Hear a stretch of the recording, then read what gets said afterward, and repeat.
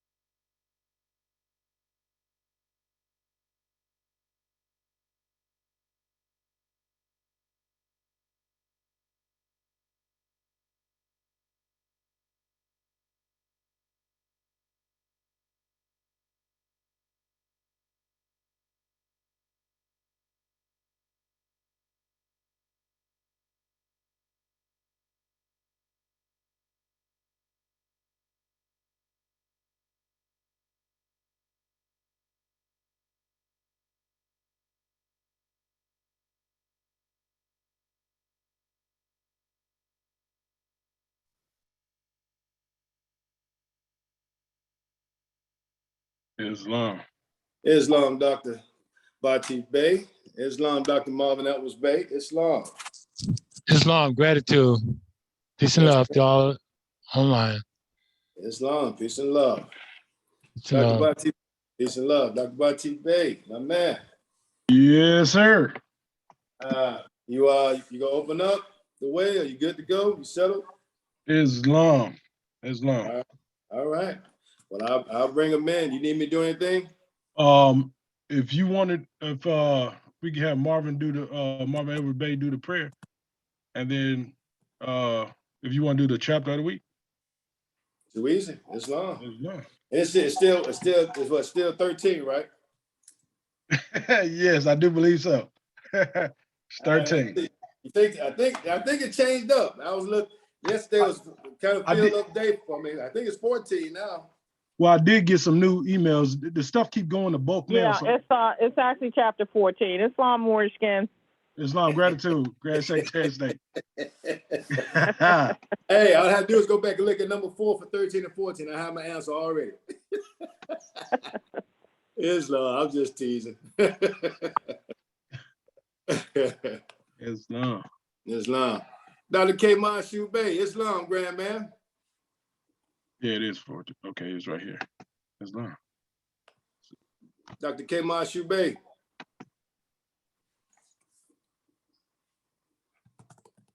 We can't open files. Swift Angel number 4, Islam, grand man. I'm not Sister Grand Sheik. How you be, grand man?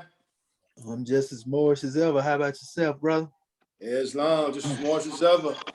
Oh, on another manifest, we here. That's right. That's right. Islamism without the schism. Man, Islam, Mighty Moors. Islam. Islam, grand man. Islam. Islam. I make maybe one more cup of tea. I think I'll be all right.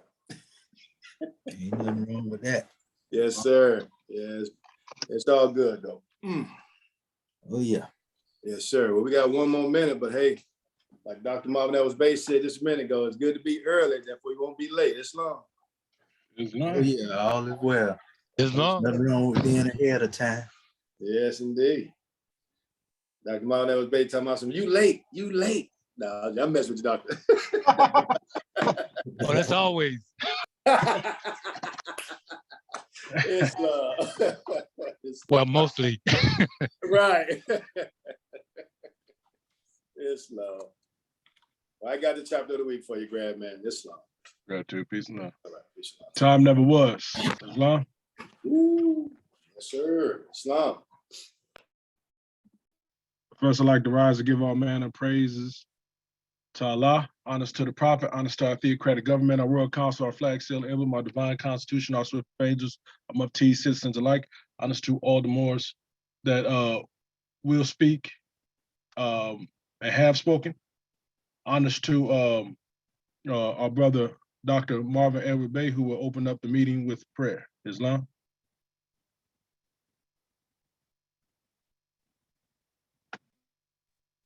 Islam, are we ready? Islam. Islam, gratitude. Yes, Dr.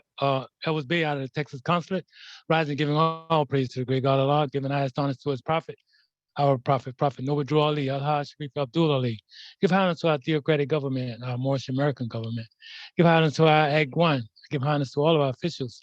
Give honors to this class, our Egyptian Adaptive Sultanate research class, as well as give honors to all those that aided in bringing forth this class this morning. And I will begin with our Moorish American Egyptian Adaptive prayer. Ya Allah, Abnu Haru Maku Netaru, Ya Allah Abhet Haru, Ya Allah Mahat Haru, Ya Allah Hotep Haru, Ya Allah Haru, Ya Allah Ma'at Herkuti, Ya Allah Awajit Dejuti, Ya Allah Pertem Sudhek, Pertem Haru, Ya Allah Bematuti, El Hedges Res El Hedges Shepsuel Abdul Ali.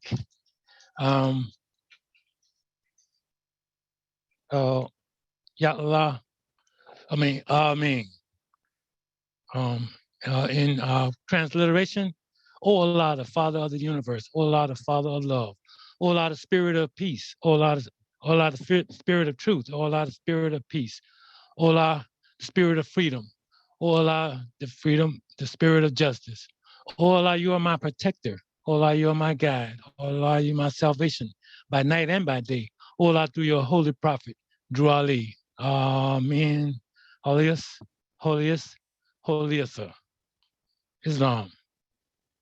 Islam, and we like to give honors to that brother for the recitation of the ancient Kemetic at that Moorish American prayer. And my name is Dr. Bati Bey with the Iowa Territory, and I will be reading the Divine Constitution of Moorish America, Salvation, Our God, Unity. Act 1. The Grand Sheik and the chairman of Moorish America are empowered to make law and enforce laws with the assistance of the Prophet and the Grand Body of Moorish America. The assistant Grand Sheik is to assist the Grand Sheik in all affairs, if he lives according to love, truth, peace, freedom, and justice, and it is known before the citizens of Moorish America. The bylaws. Act 2. All meetings are to be open and closed promptly according to the Circle 7 and love, truth, peace, freedom, and justice. Friday is our holy day of rest, because on the Friday, the first man was formed in flesh, and on the Friday, the first man departed out of flesh and ascended unto his Father God, Allah. For that cause, Friday is a holy day for all Muslims all over the world. Act 3. Love, truth, peace, freedom, and justice must be proclaimed and practiced by all citizens of Moorish America. No citizen is to put in danger or accuse falsely his brother or sister on any occasion at all that may harm his brother or sister, because Allah is love. Act 4.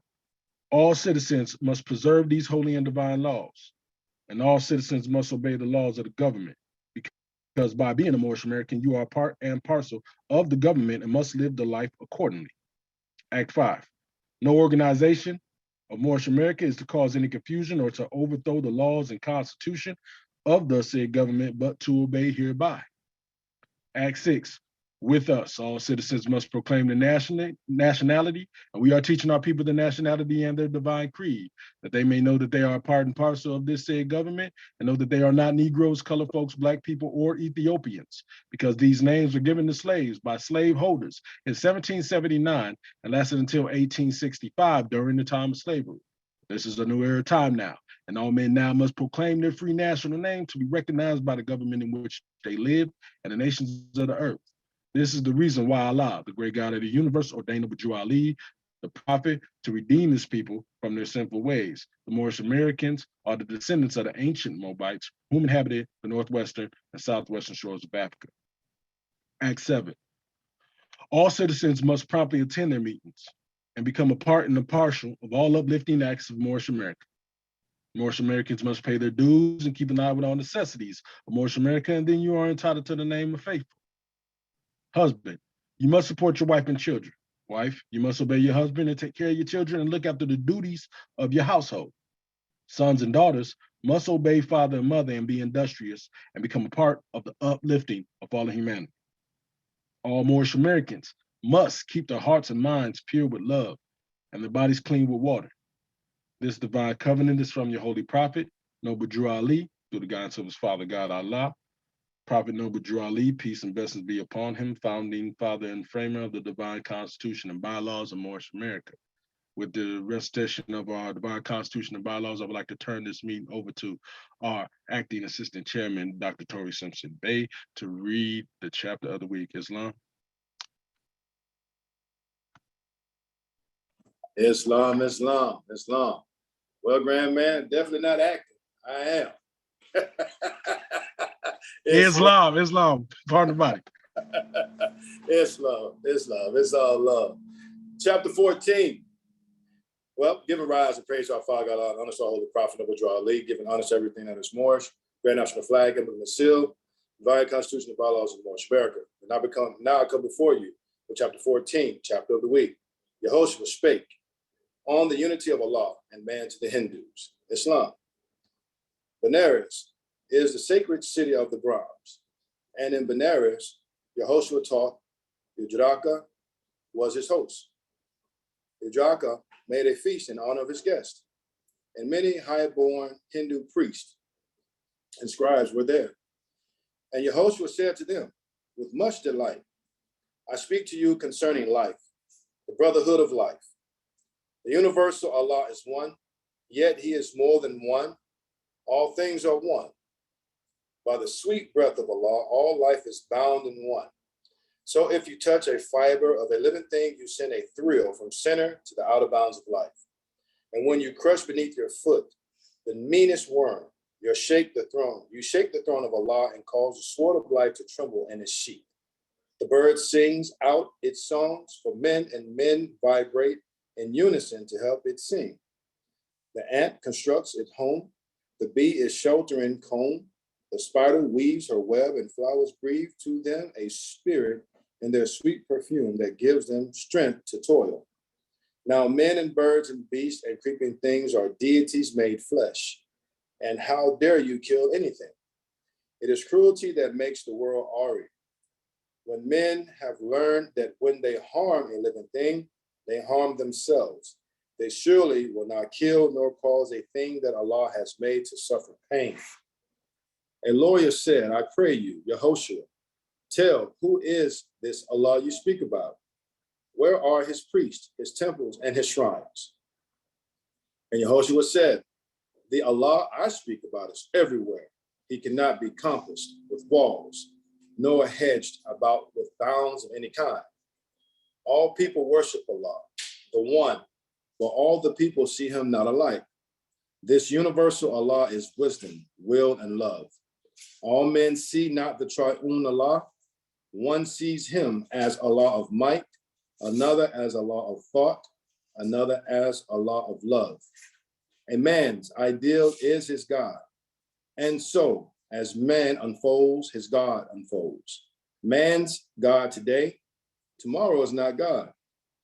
The nations of the earth see Allah from different points of view, and so he does not seem the same to everyone. Man names the part of Allah he sees, and this to him is all of Allah. And every nation sees a part of Allah, and every nation has a name for Allah. You Brahmins call him the Parabrahm. In Egypt, he is Thoth. And Zeus is his name in Greece. Jehovah is his Hebrew name. But everywhere he is the causeless cause, the rootless root from which all things have grown. When men are afraid of Allah and take him for a foe, they dress up other men in fancy garbs and call them priests. And they charge them to restrain the wrath of Allah by prayers. And when they fail to win his favor by their prayers, to buy him off with sacrifice of animals or birds. When man sees Allah as one with him, as Father Allah, he needs no middleman, no priest to intercede. He goes straight up to him and says, my Father God Allah. And then he lays his hands in Allah's own hand. And all is well. And this is Allah. You are, each one, a priest, just for yourself. A sacrifice of blood Allah does not want. Just give your life in sacrificial service to the all of life, and Allah is pleased. When Yehoshua had thus said, he stood aside. The people were amazed, but strove among themselves. Some said, he is inspired by Holy Brahm. And others said, he is insane. And others said, he is obsessed. He speaks as devils speak. But Yehoshua tarried not. Among the guests was one, a tiller of the soil, a generous soul, a seeker after truth, who loved the words that Yehoshua spoke, and Yehoshua went with him and in his home abode. Islam, Islam, Islam. Well, with the reading of our chapter of the week, I turn this meeting back over to Dr. Bati Bey. Islam, Grandman. Islam, Islam, Islam. Gratitude, Assistant Chairman, Dr. Sister Bey. I would like to now turn this meeting over to our Assistant Grand Sheikh, Dr. Ashadu Aminti Al Muhadi Shabazz Il, for his portion of the meeting. Islam.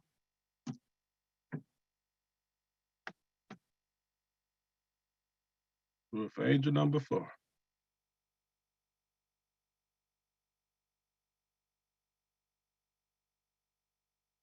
Okay, can you hear me, Morris? Can? Islam. Gratitude, Islamism without dismissal. Want to rise upon the 7 and give all praises to the great God, Allah, our Father God, Allah, and honors to his holy prophet. Honors to our holy prophet, Noble Drew Ali, El Hajj Sharif Abdul Ali, that is. We give honors to our Moorish kin once again, here, there, and everywhere. And therefore, honors to all of you who are continuously honoring yourselves by being yourselves. We give honors to our Grand National Seal. We give honors to our Grand National Emblem, National Flag, Divine Constitution and Bylaws, and honors to all of you who are indeed a living manifestation and personification of everything and I do mean everything that our holy prophet brought to make us a nation. Islam, Moorish America. I want to welcome you once again to yet another Moorish expression in our Egyptian Adeptus Research Sultanate. And this is going to be a grand session as we taking it to another stage of unfoldment. We will be exploring, certain measures, and this right here is going to definitely be, it's going to be some extensive measures on this particular here because we're going into the Demotic portions of this special drawing. And it's just going to be a grand drawing, Moorish kin. We'll put it that way right there. And we want to encourage our Moorish kin to have just be in tune, because it was going to be a grand ride. This one right here gonna take us to a whole nother level when it comes to dealing with the language. Being that we have laid a foundation, coming from the stages, masterminds are able to trace themselves back and nothing they know. We went to the Arabian, version or the Arabic, as far as where that came from. We took our family back into the Coptic, the Hecopter, which we was able to cover the remix or the remix along the way, and so now we are going into this particular area of the Demotic, as we will also go later into the Hieratic, and then we're going to get into, this so-called pictorial script that they've been trying to get on. But the main measure is, all in all of this is doing is basically giving us foundation. So we begin to build on these things we are building properly. And once we have established, the foundation of this history, now we can come forth and teach it in its proper order, which we will understand that in all actuality, the writing came on the manifest, and these symbols that actually appeared had a totally different function than the writings themselves. But that's a whole nother measure. So what we want to do, because we always lay a foundation, from our Book of Fire, we want to get some of our Moorish kin to volunteer a reading. And we're going to come from page 188. And we're going to go up to page, let's see, 192.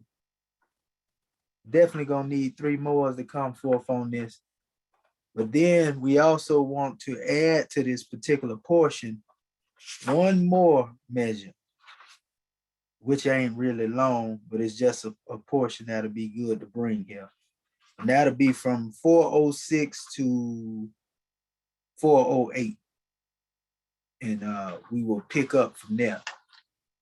And all of that is relevant to where we are going now. We just setting the tone, so to speak. So again, we want 3 more. Islam. Islam, Brother Marvin Evans Bay. Islam. Islam. I'd like to read. Okay, well, where you're going to start from is 188, where we're dealing with the infinite works of the ancient Moabites. And Islam. you are going to read over into, make sure I give you a good point to stop at here without being too extensive. Okay, I tell you what, yeah, you're going to read from there over until page 190. Islam. And it states one's nationality is one's true identity, right? I'm trying to locate that. That's 190 in the middle of the page, basically, right above the dark right, where it says no one can honestly deny. Oh, okay. Yeah. Got it. Got you. All right, Islam. Gratitude, Islam. So we will actually have another more pick up from there. Is there any other more that will volunteer? Islam. Islam Grand National Secretary of State, gratitude. Where you can pick up right there in 190 where it states, no one can honestly deny that as the label on the face of the product identifies for them for the consumer.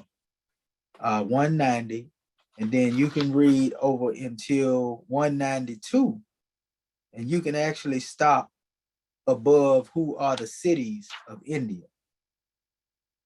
The form. Okay, and our last more. Who was our Islam. last? Islam. Islam. Okay, brother Bati Bey, you can read from page 406 over to 408, and you're gonna stop above, is there a cross for you? Islam. Islam. All right, Moorish Ken.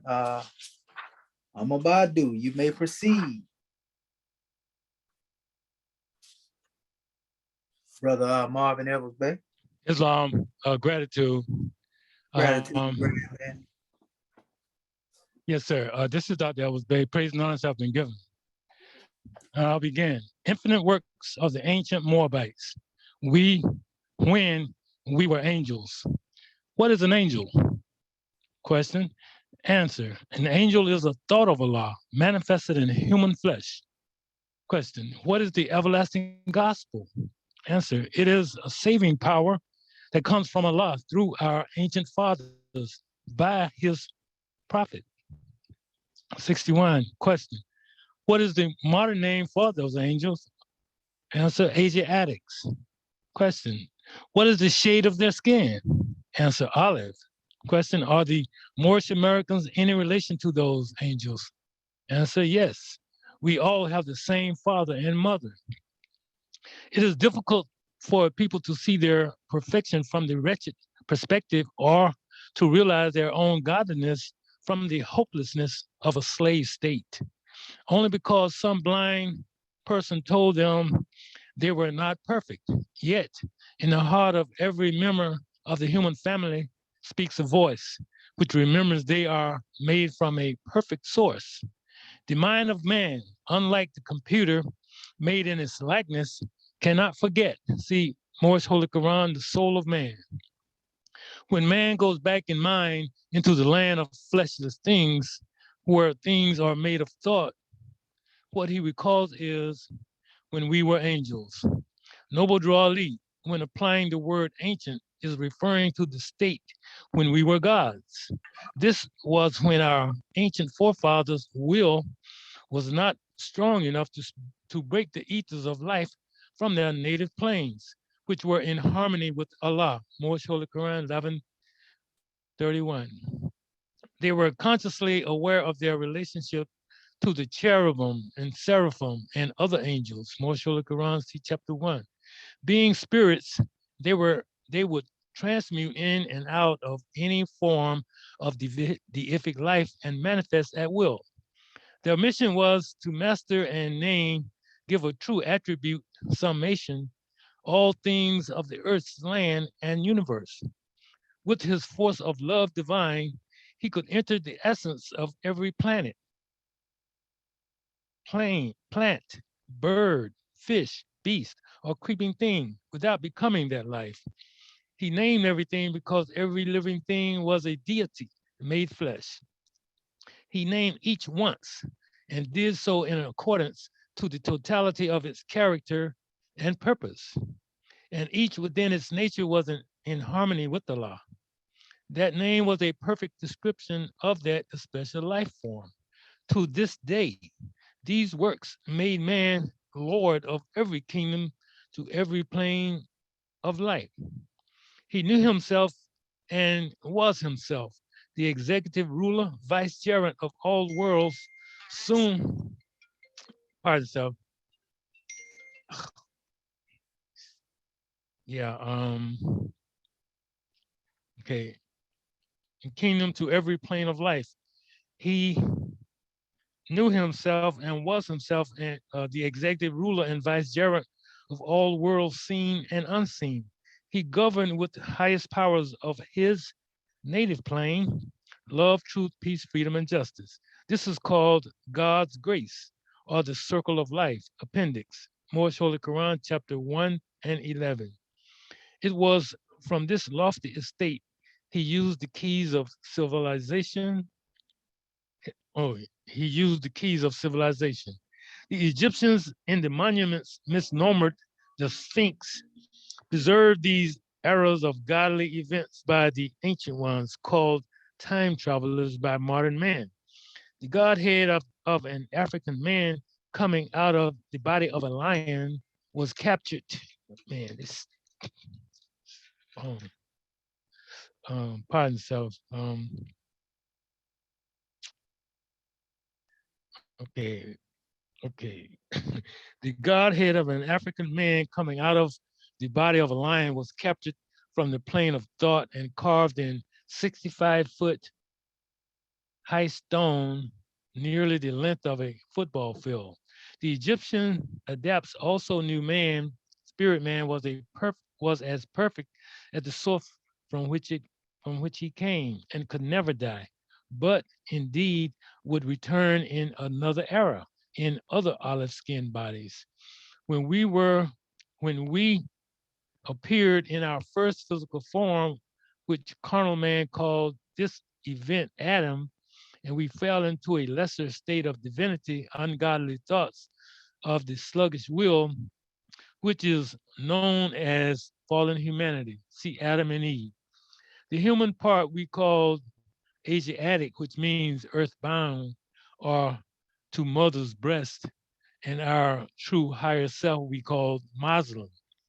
The latter is our total recall of will to be in harmony with our creative plane, which at times we call the great God, number 94. These assignments and greater occurred when we were angels doing the work of God, number 38, 39. When the Moabites were themselves a brief Moorish history. True history will reflect eras when Africans were the first to inhabit the earthland. For this reason, to this very day, his birthplace is called the Holy Lands because it's where the God self was first formed in human flesh.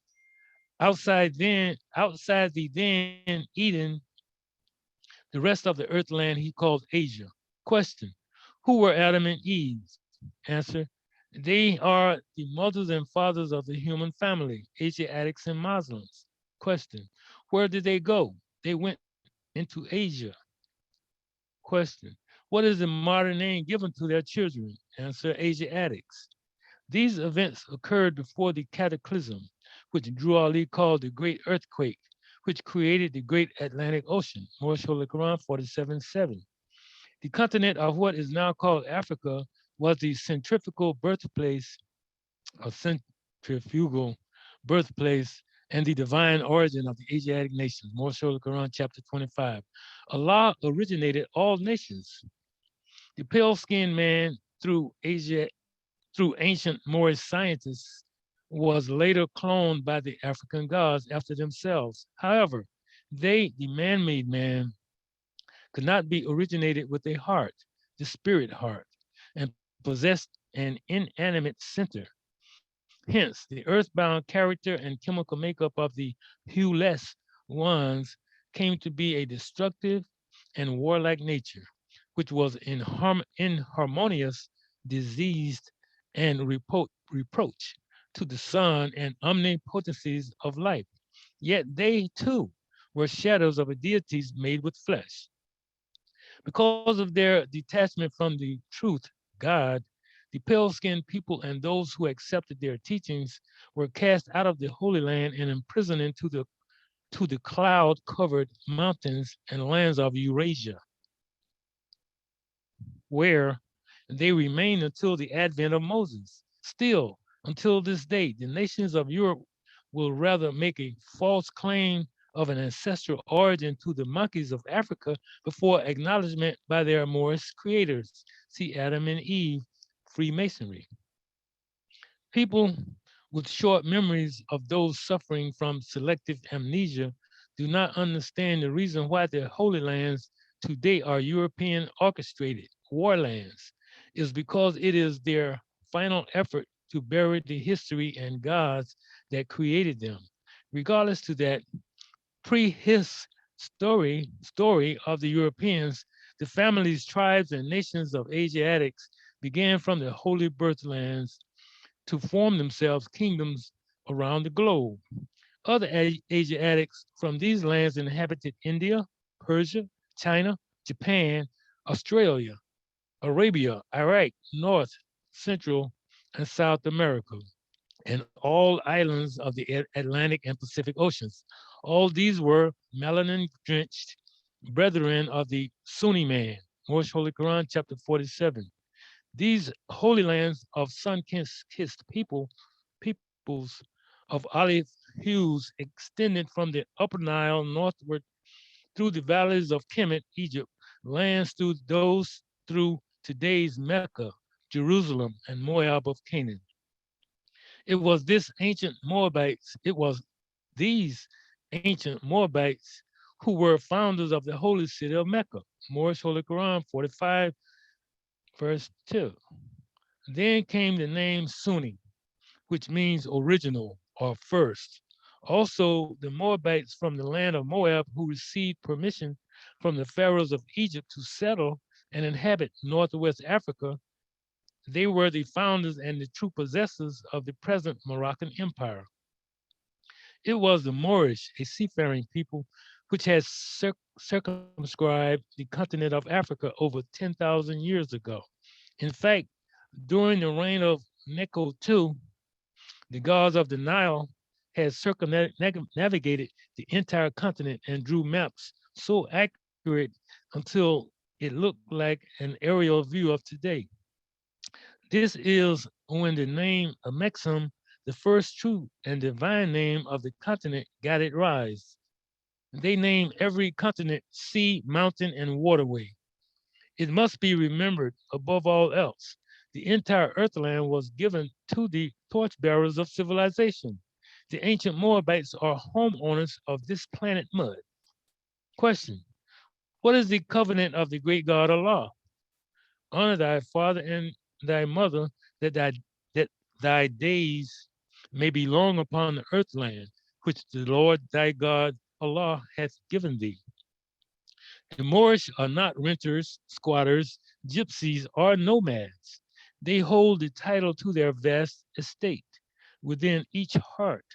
The renters on earth are those who believe their life begins and ends in earth. They exist discordant to the harmonies of life, which breed justice, mercy, love, and right. Question 69, 70, 73. This is why it took a holy prophet to remind the Moorish the key of civilization was and is in the hands of the Asiatic nations. Moorish Holy Quran 45:2. The Moorish know the earth's pulse and lifelines which breathes life from Allah. This is why they built major upward structures upon these pulses to ensure harmonious long life. Example given: pyramids, ziggurats, and great river mounds of North America along the Mississippi River from Louisiana through the Great Serpent Mound in Ohio up to the lakes. To this day, these mounds alone are proof of the Moorish indigenous status to the continental Americas. Noble Drew Ali taught the Moors, she, the earth, is your home and gave you the body from her womb. The universe, as far as your eyes can see, is just the road to your vast estate. But this is a new age, and the spirit of Aquarius has already made the debut of higher thought activity among men in flesh. To date, there are many to the families of nations. Yeah. Each claiming a portion of land named after themselves. And although this is not man's final abode, without a doubt, nationality is the order of the day. Is it not strange? Nationality was the key deprivation to the Moorish enslavement. Is it not equally Strange, every person on earth has a nationality except those descendants of slaves still in the United States of America. Nationality is the axis that pivots all governments.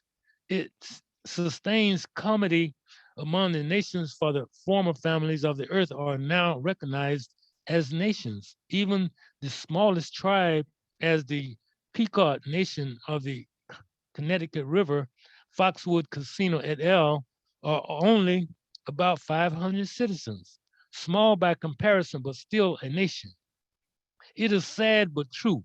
NBC are 60 million strong, authors estimate, but if you see 50 or more together for a duration, it is sad but true. NBC are, okay, pardon yourself.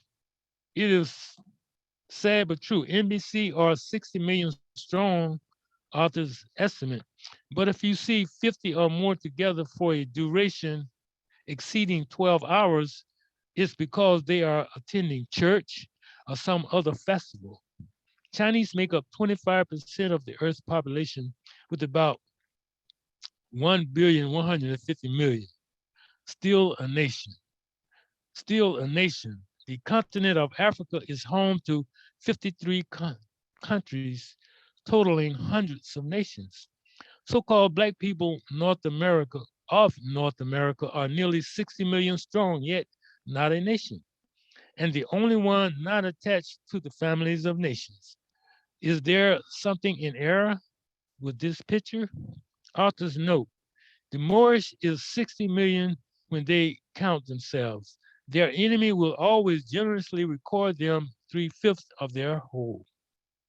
Everyone is descended from forefathers and born into a nation. Nations are determined by the genealogy of parents and the sovereignty in which they are born. The foundation of this acceptance and recognition is a necessity spurned from the global expansion of the human race in accordance to their national vine and fig tree. More simply put, your nationality is your branch to the family tree of nations, and the free national name from which you are recognized. One's nationality is one true identity, Islam.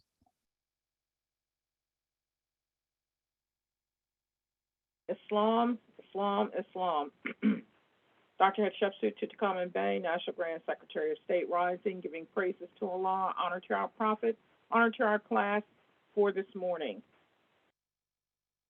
No one can honestly deny that as the label on the face of a product identifies the item for the consumer, like so, a nationality identifies the total character of a nation.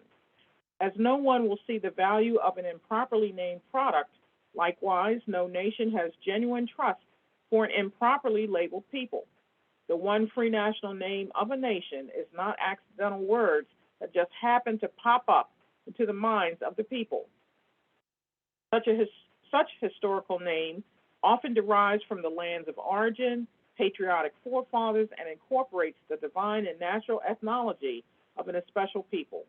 This is why Noble Drew Ali, an angel of Allah, declared, "This is a new era of time now, and all men now must proclaim their free national name to be recognized by the government in which they live and the nations of the earth." Act 6. What government on earth recognizes the Negro, black, and colored as a people? The question remains, who are the Moorish Americans? How can they have the continuity of a nation and not be known? Actually, the Moorish existence has undergone a massive European-Arabian historical burial, especially during the periods between 1398 and 1998. There are 66 books compiling the Bible. 39 of these house the Old Testament, which itself is founded upon books taken from the Jewish holy book called the Torah. The majority of the books to the Old Testament reflect the historical and prophetic accounts from the 12 tribes of Israel, known collectively as Hebrews. Basically, it is their story that covers the time period from 3700 BC to 168 BC. Moorish history predates biblical history in excess of 5 million years. By no accurate claim is the Bible the only historical account of the human family. It is not the true beginning. Therefore, it is not the word of the great God. In fact, it is not even the word of the Hebrews, but the word of the Greeks of Europe, see religion. It is a sign of a major prophet to leave a book containing the portion of the one truth brought through his people at that time. There are many books omitted from the Bible for various reasons, mainly because no prophet brought the Bible, nor was it ordained by the great God to be bound into a book. Indeed, each book was brought to a nation called tribes by their prophet for their salvation and comity. The foundation of the Bible, known first as Septuagint, Greek Biblios, was the Greek's translation of the Hebrew holy books. This was during a time when Greek had become the official language of Palestine. Why is Palestine and pale skin harmonious? Noble Durali speaks of this period. Question: why did Allah send Yehoshua to this earth? Answer: to save the Israelites from the iron hand oppression of the pale-skinned nations of Europe who were governing a portion of Palestine at that time. The greatest omitted/cover-up throughout the Bible through this Greek connection was the presence of the African peoples and the Moabite Canaanite genealogy of Yehoshua. Yet, these olive-skinned tribes and nations foundated over 90% of biblical history. Also, for those readers who are Bible-oriented, it would help them if they notice more closely every begot, beget, or begotten therein are through a national descent or tribal name, not by color or label. This explains why there are no Negro, colored, or black folks in the Bible or pre-United States history. Only the pale-skinned Gentiles of Japhet are the exception. In fact, the purposes of translation of the nations of Europe were removing the great moral, historical, and ancestral sinews of the biblical characters. They were completely cut off from obtaining many other books and over half the life of Yehoshua, parentheses 18 missing years, until the advent of the prophet Noble Durali in Egypt. Actually, the prophet of Allah revealed the reasons these lessons, parentheses, the genealogy of Yehoshua, with 18 years of the events, life works, and teachings in India, Europe, and Africa. These events occurred before he was 30 years of age, which were secret lessons for all those who love Yehoshua. Have not been known is because the Muslims of India, Egypt, and Palestine had these secrets and kept them back from the quote-unquote outside world. See Moorish Holy Quran, page 3. Naturally, King James, parentheses, a strange forefather of the notorious Frank and Jesse James, and his Shakespearean posse were the chief purloiners of the Moorish existence in the Bible. But there is no death to truth, although men may disguise it for a minute. So the Moabites, from Adam through Boaz by Ruth to Yehoshua, are there for the seekers of truth. Trace their tree of nationalities for the facts. The Arabian-European defacement of the Moorish. It is always a shocking awakening when anyone views the so-called African-American historical slave trade down the noses of Arabian culture. What most NBC people fail to realize, especially those who have so blindly rushed the rafts of their hearts into the swamps of what they think is Orthodox Sunni Islam, a person would find it about as difficult to separate Arabs from trading in slavery of Africans as deciphering wet from water. Although Africans are the paternal fathers and mothers of the people of ancient Havilah, parentheses Arabia, the genealogy of their sun-kissed parents has been openly despised into a caste system of perpetual dehumanization. For many centuries, long before the compiling of the first Bible and the lofty advent of Muhammad the Prophet, the commercial trade routes centered in the GD deserts of Arabia were littered open-air markets, traveling traders and businessmen to and from the known world. Naturally, prophets breed greed, which creates massive egos that lead to theft and murder. Nothing and no one were exempt from being sold or bought. Commodities, livestock, women, children, and men. While it is true Muhammad chose Islam from among the African religions, for his people of Arabia. The new Arab converts, parentheses Muslims, would only lay down their lust for trade during salats, prayers. Outside the collective 30 to 45 minutes of daily mandatory prayer times, the kidnapping, dehumanizing, and selling of Africans has been considered a part of Arabia's GNP. In fact, what is undoubtedly suffered as slavery by today's American NBC has been a natural part of Arab psyche. To the most upright Arab Muslim, the enslavement of infidels is a moral obligation and, above all other human excuses, to sell their African brethren has been dementedly understood as doing the will of Allah. For those who do not know, it was the old Arab traders that taught the Roman popes and their posse of Christian crusaders the art of African trading.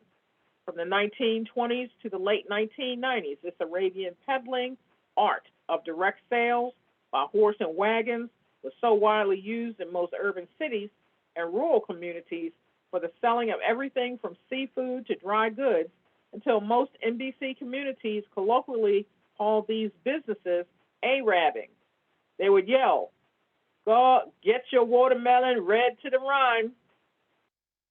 Beyond the world's greatest kept secrets of the worldwide suppression of the missing 18 years of Yehoshua's life, purposely omitted from the Bible, and the mystery of the true identity of the so-called American, Negro, Black Africans, the Arabs during the 25 centuries are clearly the foremost authority in the lucrative business of African slave trading.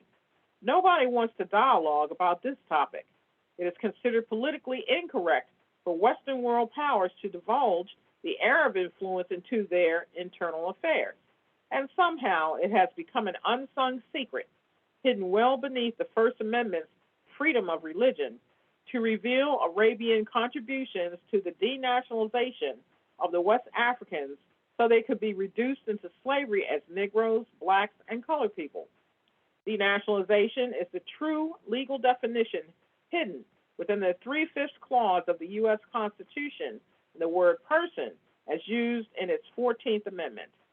Noble Drew Ali said every nation has suffered slavery due to the fact they did not honor the principles of their forefathers.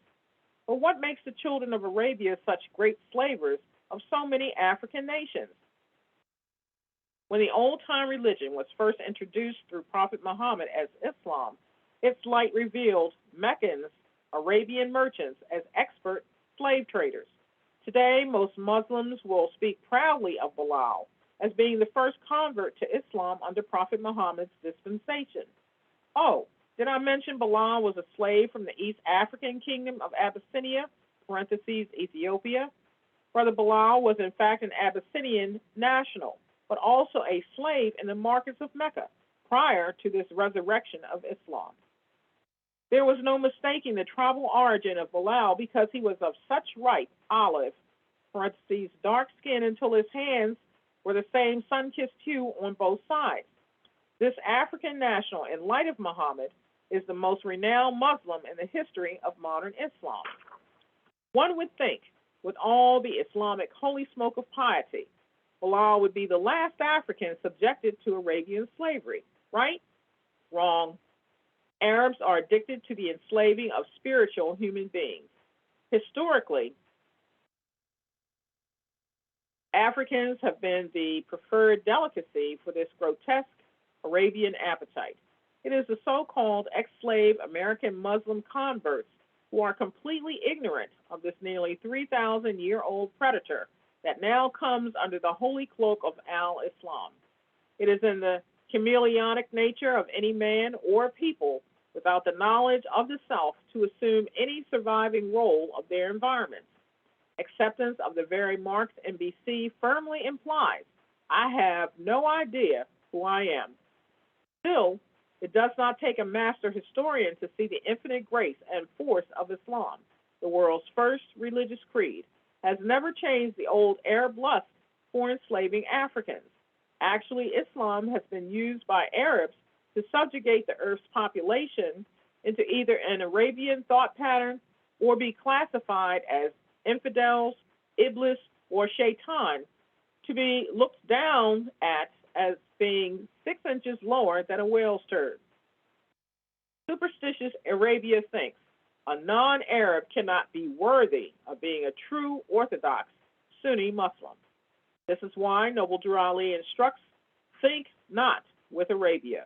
The underlying point to be made here is this: Bilal was not the last East African to be enslaved through Arabia, not by a long shot. Islam? Islam, Islam, Islam. This is Dr. Bati Bey. Praise and honor is already given. And just to clarify, page number 4, is it the Constitution of Mayat where we're starting at? Islam, yes, sir, brother. Islam.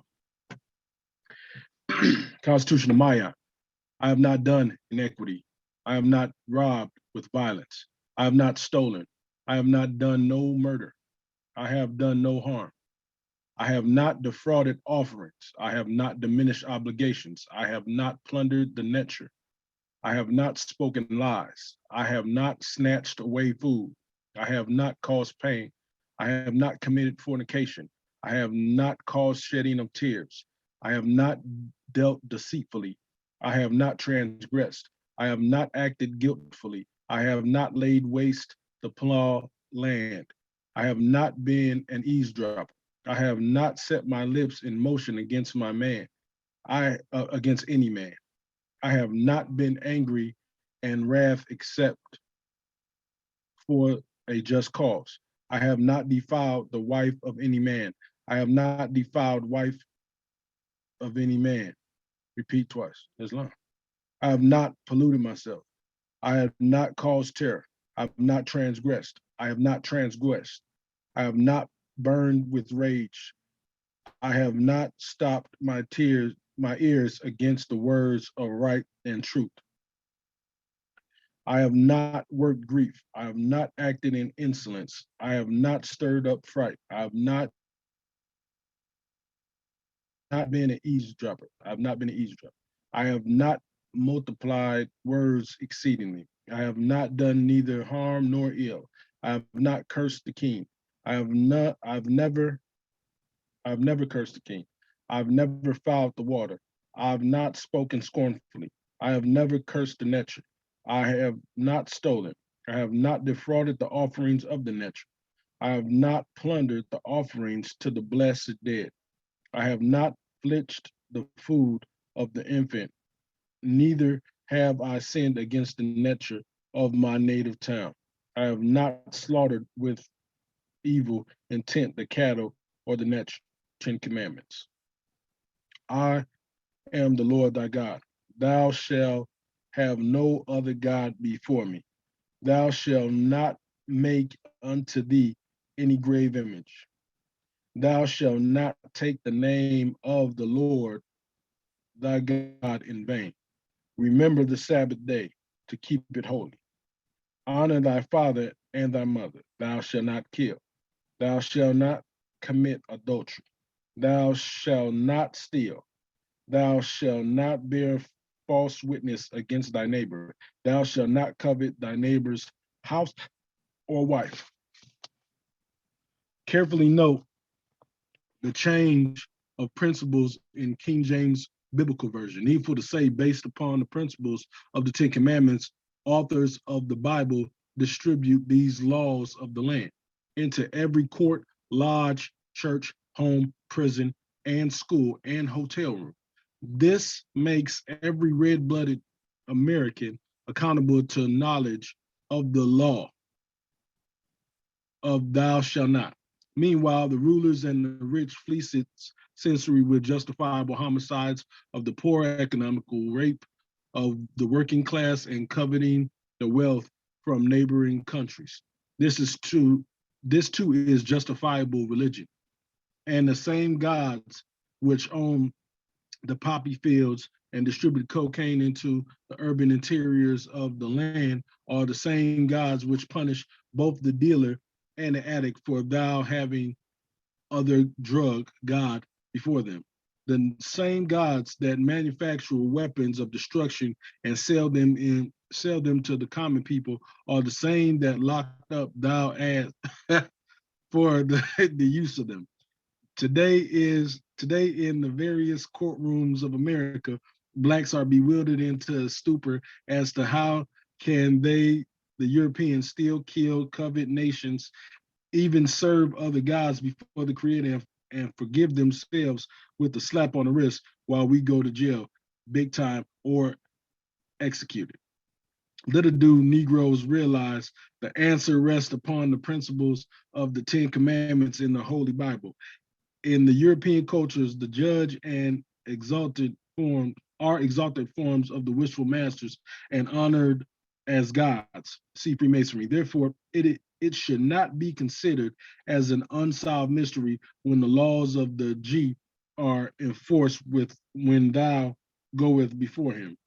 After all, even thou, y'all, you all, is taught the Ten Commandments from childhood. Hence, this gave rise to the phenomenal warning known throughout the Christian world. Ignorance of the law is no excuse, because y'all, thou, have been commanded exactly what thou shalt not do up in here. America. This brings to light a modern day legal upheaval of fur and feather about the 10 of the 42 laws old man Moses stole from the 42 of the ancient Comedian Constitution. Did you hear about the European chief judge for the state of Alabama who raised quite a national stink about the constitutionality of his 2,000-pound marble statue of the Ten Commandments not to be removed from the public state's courthouse? That was in the summer of 2003.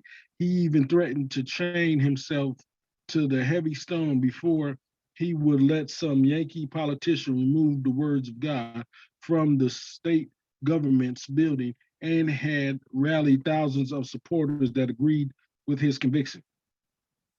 However, it is the author's firm suspicion that if anyone had really wanted him to remove that rock, the good judge had been slipped the true African origin and history of his beloved Ten Commandments. He would have ran foaming at the mouth and personally sludge-hammered that graven image to fine powder. Islam. The Ten Commandments, the demise of Egypt. The question is often asked during the constitutionality of Ma'at, the commandments and the sacred institutions of the Egyptian mystery system, with all the world's first wisdom, philosophies, and civilizations, how could Egypt allow itself to be conquered by Greeks, Romans, Arabs, French, and British? Over these past 2,300 years, these invading empires have taken turns at raping Egypt, destroying her intellectual and historical resources, knowing Egypt was the light and held the keys to civilization. But why? Did the great God forsake the cradle of the human family? How could the combined Comedian upper and lower kingdoms fall victims to these lesser godmen? Firstly, there is no one answer to this line of inquiry, but there is a great answer among the many. It lies within KEMET's holy instructional system itself. Drah Ali states, of those who the sons of men have agreed to raise to sovereign power and set as a ruler over themselves, the scepter of power is placed in thy hands, but not for thyself, Egypt. Were these ensigns given, not meant for thine own, but the good of thy kingdom. Morse Holy Quran 29, 1-2. The strength of Egypt was in its heart. It must be remembered, Kemet, Egypt, represents the gnosis of Amexem, Akabulan, or Africa, origin and divinity of the human family. First civilization and culture empires founded upon man's harmony with his creator. Establishment of all sciences, medicines, mathematics, astronomy, botany, philosophy, jurisprudence, art, dentistry, surgery, architects, and literature and religions.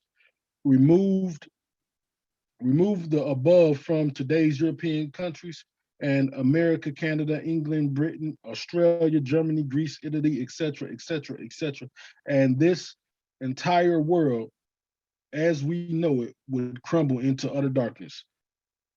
Wisdom, which is the consciousness that man and Allah are one, more short of Quran 7:23, was given to the early Kemetians by the first physical man, Adamites, Nubian, Moabites.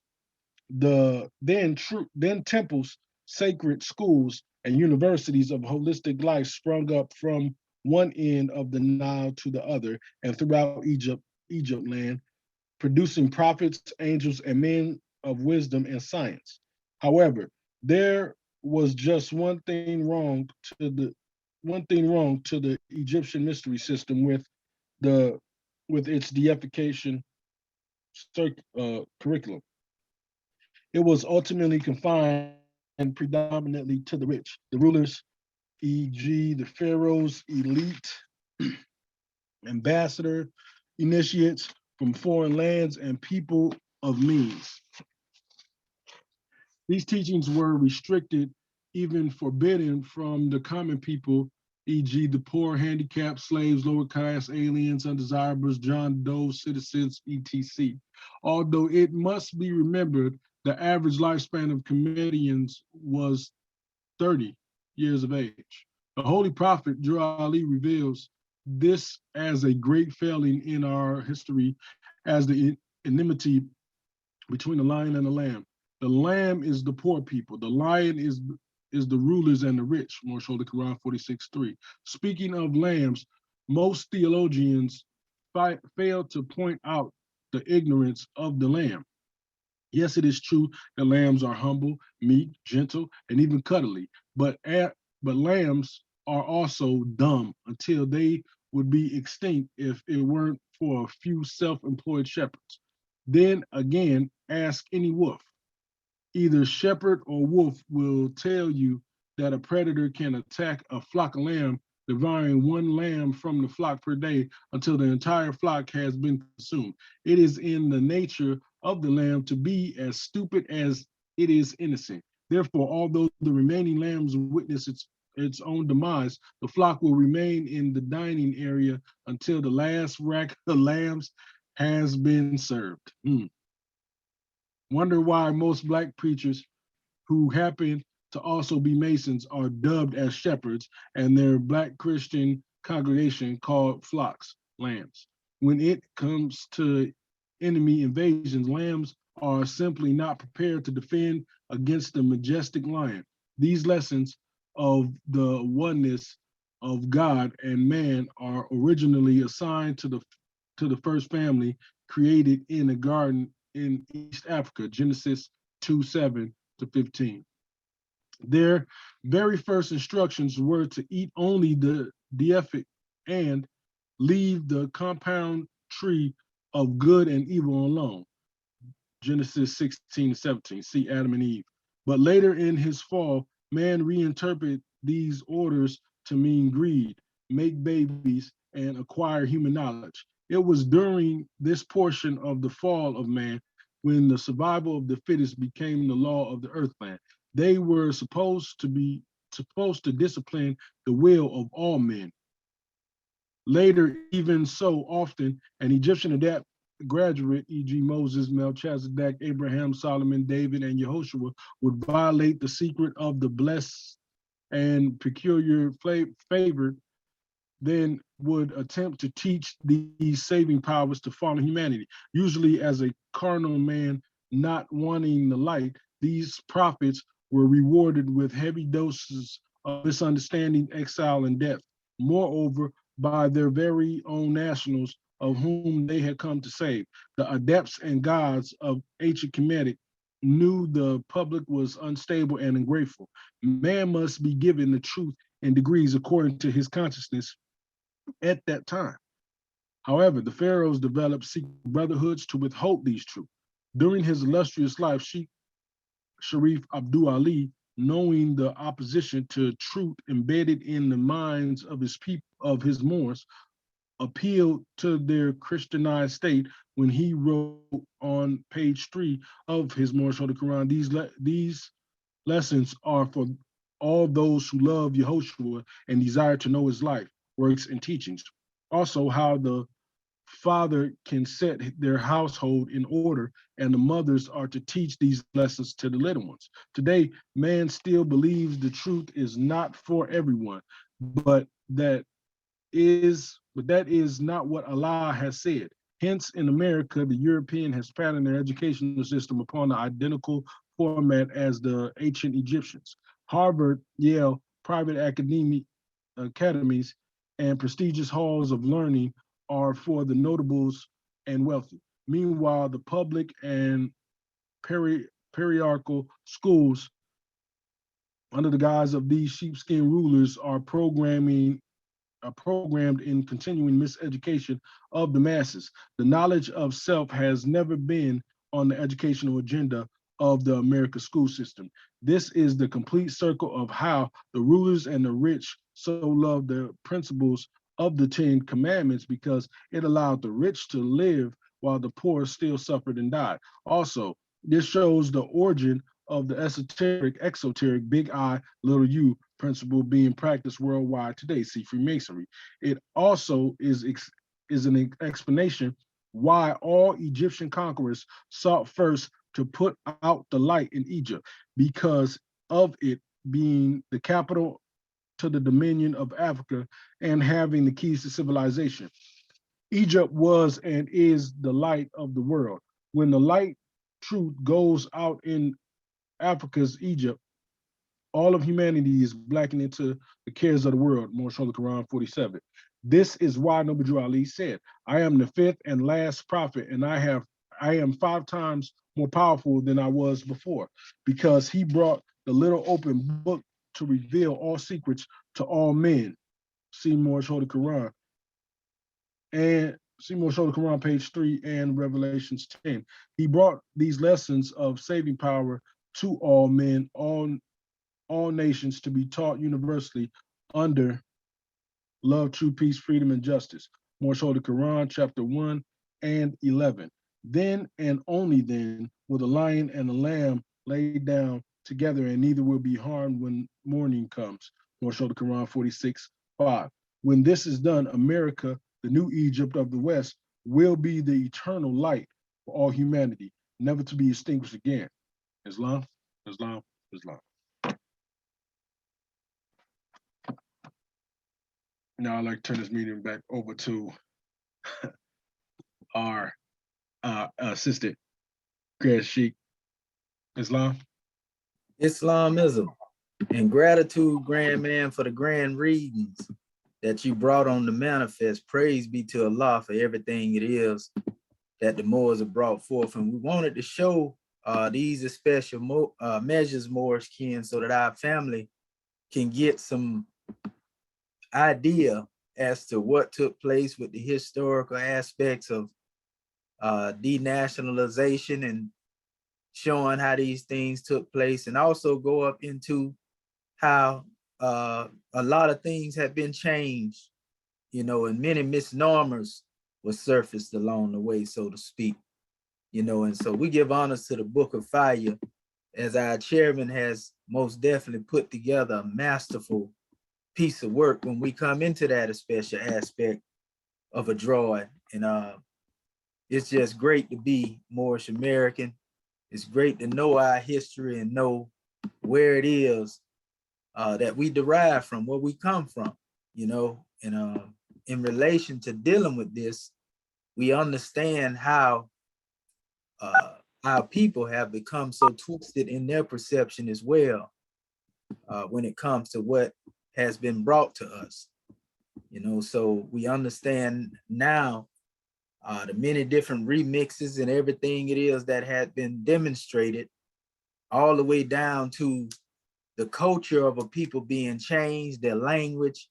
Man, that just get man, it show you how much work we got to do. It show you that all the way down to the law of God, you know, the Eurocentric academician, so to speak, they didn't spare any chance or opportunity, to come forth and superimpose themselves and assert themselves. And it wasn't them alone. There were many other culprits on the manifest. Remember, it was 3 ruffians, that brought the demise to the African God man. And most of these ones were in cahoots, with each other in some type of way, some shape, form, or fashion. One day we're going to do a lesson and show you, how deep this demonstration of Western Freemasonry runs. When you go all the way back to even the East, the Middle East, and so you'll see that it's not a wonder that the things are being demonstrated as you see them being demonstrated now today in this new era and time. This is what we are confronted with, or what we are facing right now.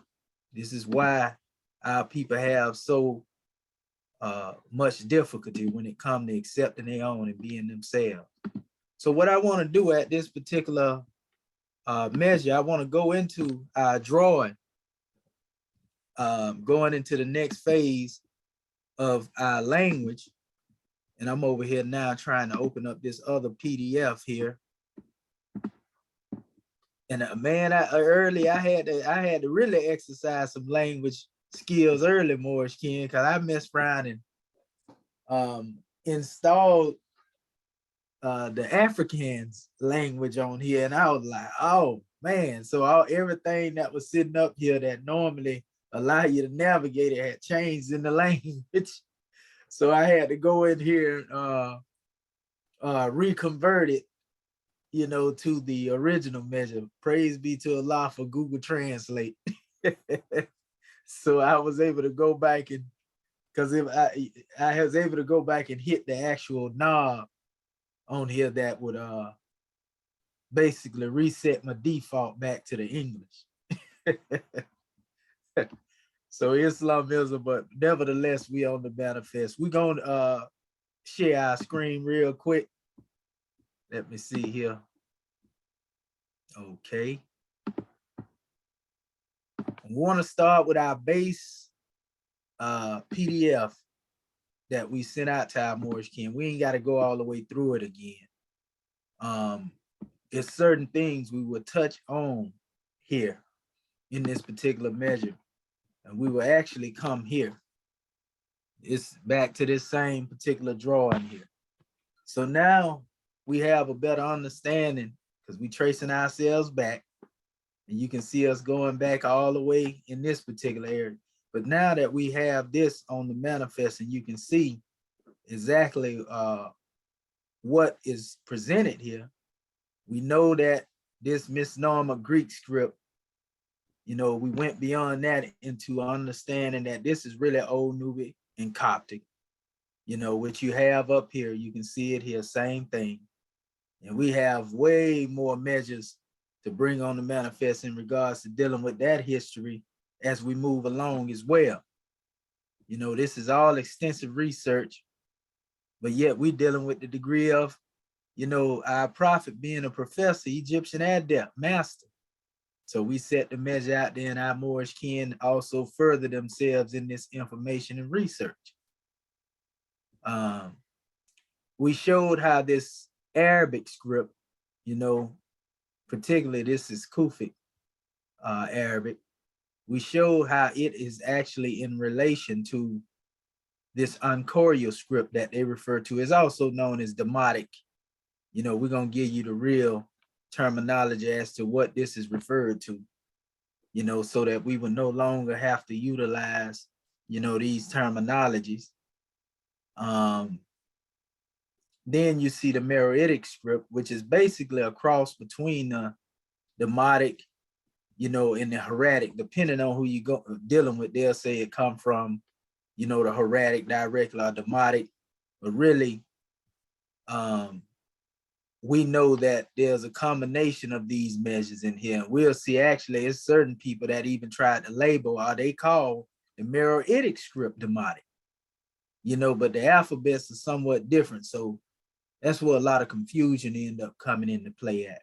We will also see that due to the fact that most emphasis has been placed on pictorial writing when they try to refer to the Kemetic script, there's not a lot of research that has been done concerning the Demotic and the Hieratic, because many people have given up at their own start,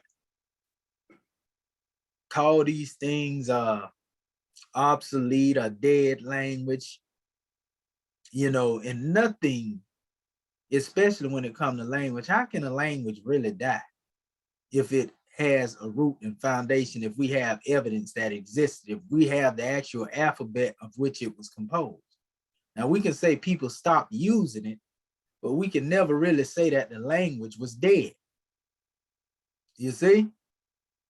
We can never say that. That's the Europeans' concept. So no language has the ability to die, you know, not in our book, at least, you know, unless you just done killed off the people. But if the people, especially if the people are still present, then you can rest and assure that that language on the manifest, maybe you may have not come across it, because that's something that they kept sacred to themselves because of everything else that was pillaged, you know, stolen and so forth and so on. But there are priests and those of the priesthood, so to speak, that still have these things, and they bring these things forth to those whom they feel are worthy, you know, or those whom they feel will continue to cause this tradition, you know, to remain sacred, so to speak. You know, and our ancestors demonstrated in that type of capacity. You know, they were all about keeping it sacred. You know, in cases, you know, in the European eye, they looked at it as secret. Now, it was sacred, so everybody couldn't put their hands on it. You know, we didn't just let everybody do what they wanted to do when it came to what it was that we was dealing with as far as what we produce in our literatures. You see?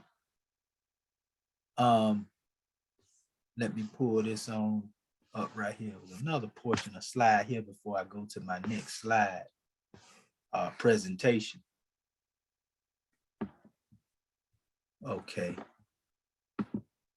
We already showed our family this particular demotic measurement. Our family used this to bring the Arabic forth, you know, and give some grand insight, so to speak.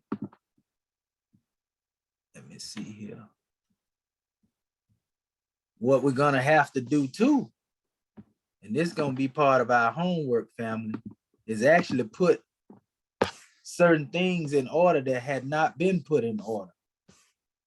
Because there are certain things that had not been put in order in relation to dealing with the Demotic script. You know, when I say put it in order, we are going to have to find the nearest abjad construct. And when we see that there's no order there, that is a sign that somebody been tampering with something. Remember, that's our telltale sign that somebody done went and changed something, somebody done went and remixed something. You see? Okay. Give me 1 second here. We got you. Okay, I want to put that there. Okay, there we go. Let me open this up and share this screen now. All right, there we go. Okay. Now, here we have it. And as you already know, we always have to separate the bone from the fish in some of these definitions, but nevertheless, we're working with what we got and we correcting these things along the way. So the true name for Demotic, we can say one of them, because there are actually a lot of names that refer to the Kemetic language. You know, you have the Ra-In Kemet, the In-Ray Kemet, you know, whichever way you want to use it, you know, dealing with the sacred writings or the sacred language, you know, of Kemet. You know, these are terminal. There's a few more of them too that's actually used. You know, Metu, you know, also here, this is specifically referred to as Sekha in Shat, the Sekha in Shat, so to speak, right? And this is Demotic. Don't even pay no attention to the symbols. You know, they just put that in there. You know why they're doing it. So, you know, in the Greek word, you know, Demoticals, this is what they called it, popular writing, which means this is what they was actually doing their writing in. It wasn't, you know, symbols that they was using. It was derived from the northern forms of hieratic, right? So they are saying that this Demotic, you know, is descendant of this hieratic. You know, then they'll try to go back and say, well, the hieratic come from the symbol, but we know that's not the case. And I'm going to show you the actual order after I give you this definition on how the language came into manifest. So the Egyptians called it Shesh in Shet, right? Some people even say Shesh Meroneta, because Meroneta is not a form that just defines, you know, a pictorial expression or anything, even though some people use that as Meroneta. You know, Meroneta reform to well, it actually responds to any aspect of the writing, you know, whatever it is that they demonstrate. You know, they called it Meroneta, so to speak, right? You know, so don't limit this to other people's measures when they think Meroneta is just some symbolic, you know, or the symbol aspect. So you can even use that term in reference to any form of the writing, more like a blanket term, universally, so to speak. You know, at least that's the way we would use it based on the historical tracing of the language. It said it is based off the late Egyptian, right? And predates Coptic. And Coptic is said to derive from Demotic. And that's why we don't understand if Coptic or the Hecopter derive from the Sekhenshat. How is it possible then to say that the Coptic derived from Greek? See, that's where you get the contradiction going on with the European. You know, so that's basically saying that, well, then the Demotic was Coptic. I mean, the Demotic was Greek, pardon self. You know, and then if that was the case, we know better than that, because the Demotic itself, even according to that small number that they give around about 650 BC, that's before the time of the Ptolemies and the Greeks taking over. You see, Greek didn't start so-called until that 333 BC or 330 BC. And we can't we can't depend on these European timelines. So we're going to put all of these things in order according to our timeline as well, because we got to get into the calendars of ancient Kemet and how they relate to us and all of that right there, you know, before we can do that. And there's certain measures we want our people to be familiar with before we start talking about things such as calendars and all these things here. Because if you don't have the knowledge of the language or you're not familiar with it, it's just like we just talking in the air, so to speak. And we don't want to be speaking over nobody's head. So it states eventually Demotic cursive replaced hieratic as the main script in Upper Egypt and was strictly used as administrative, legal, and commercial text. Now pay attention to this. If this was strictly used for administrative, legal, and commercial text, this makes sense when you call it, you know, the writing that was basically used, you know, for a day-to-day purpose, so to speak, right? And it says that the hieratic in the hieroglyphics, because when they say hieratic, family, you know, just think of hieratic as it is. But anytime they even mention hieroglyphics, substitute hieroglyphics with hieratic, because the hieroglyphics is nothing more than, like I showed you before, it's just like if we were to take some symbols and put them on the side of the English alphabet, them same symbols, as a matter of fact, they actually do it in there, you know, and they put it in those particular orders. And then next thing you know, they calling those hieroglyphics. But in all actuality, it's really the hieratic. And like I said, they did that to hide it up under the symbols so that you will be looking for, you know, a translation of these symbols, not knowing that they are really meant to be brought forth metaphysically. So this heretic, you know, in all actuality, was used for all other things. You would see a lot of the religious instructions, you know, they came forth in the heretic. You know, a lot of funerary texts, burial texts, and all these things, they come through the heretic, you see? And like I said, anything administrative, legal, you know, so forth and so on, you will find them in the Demotic text, so to speak. So,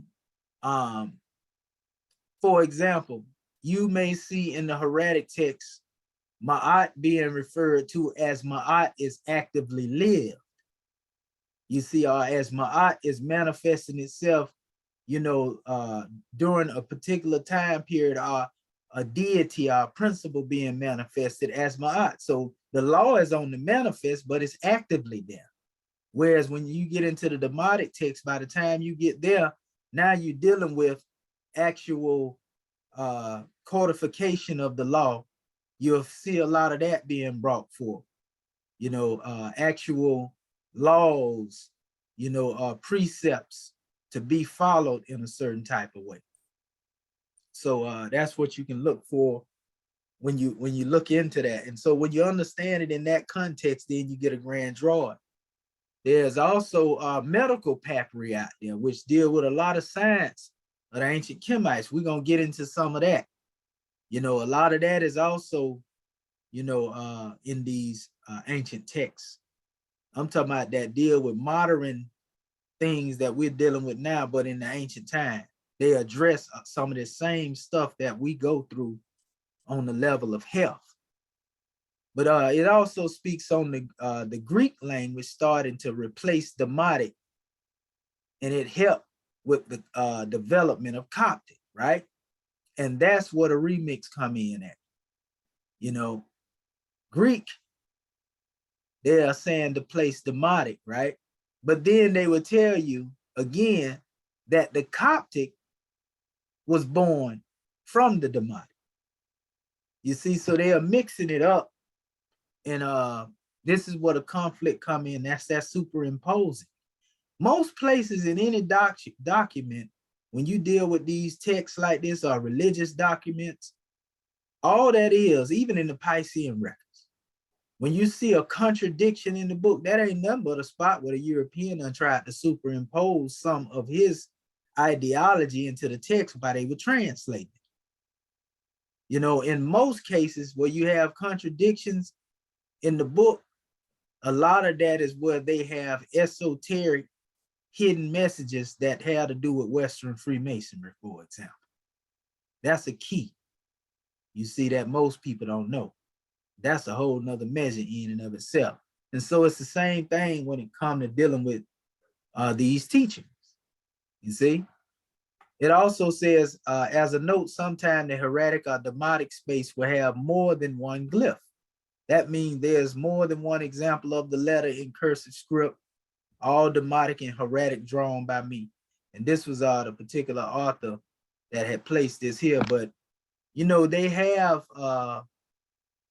what they call bilateral and trilateral consonant structures in these particular texts as well, which is another whole measure of exploring thing. We say bilateral, trilateral. We're talking about like 3 letters that form up the structure of a word, 2 letters, and then, you know, the singular, you know, alphabet as it is, you know, so it does that.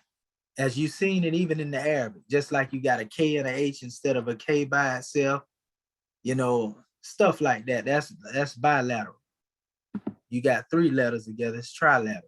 So here's the actual order, you know, that is being given here, you know, and the way these things manifested. And this is speaking in the light of the order in which the language evolved. It says in the ring of Commodus, it says one of the last Roman emperors whose name and titles we now read carved in sacred characters on the temples lived the Christian writer Clemens of Alexandria. You see our brother Mustafa Gadala always quote measures in regards to dealing with Pope Clement of Alexandria and a lot of his books dealing with the language.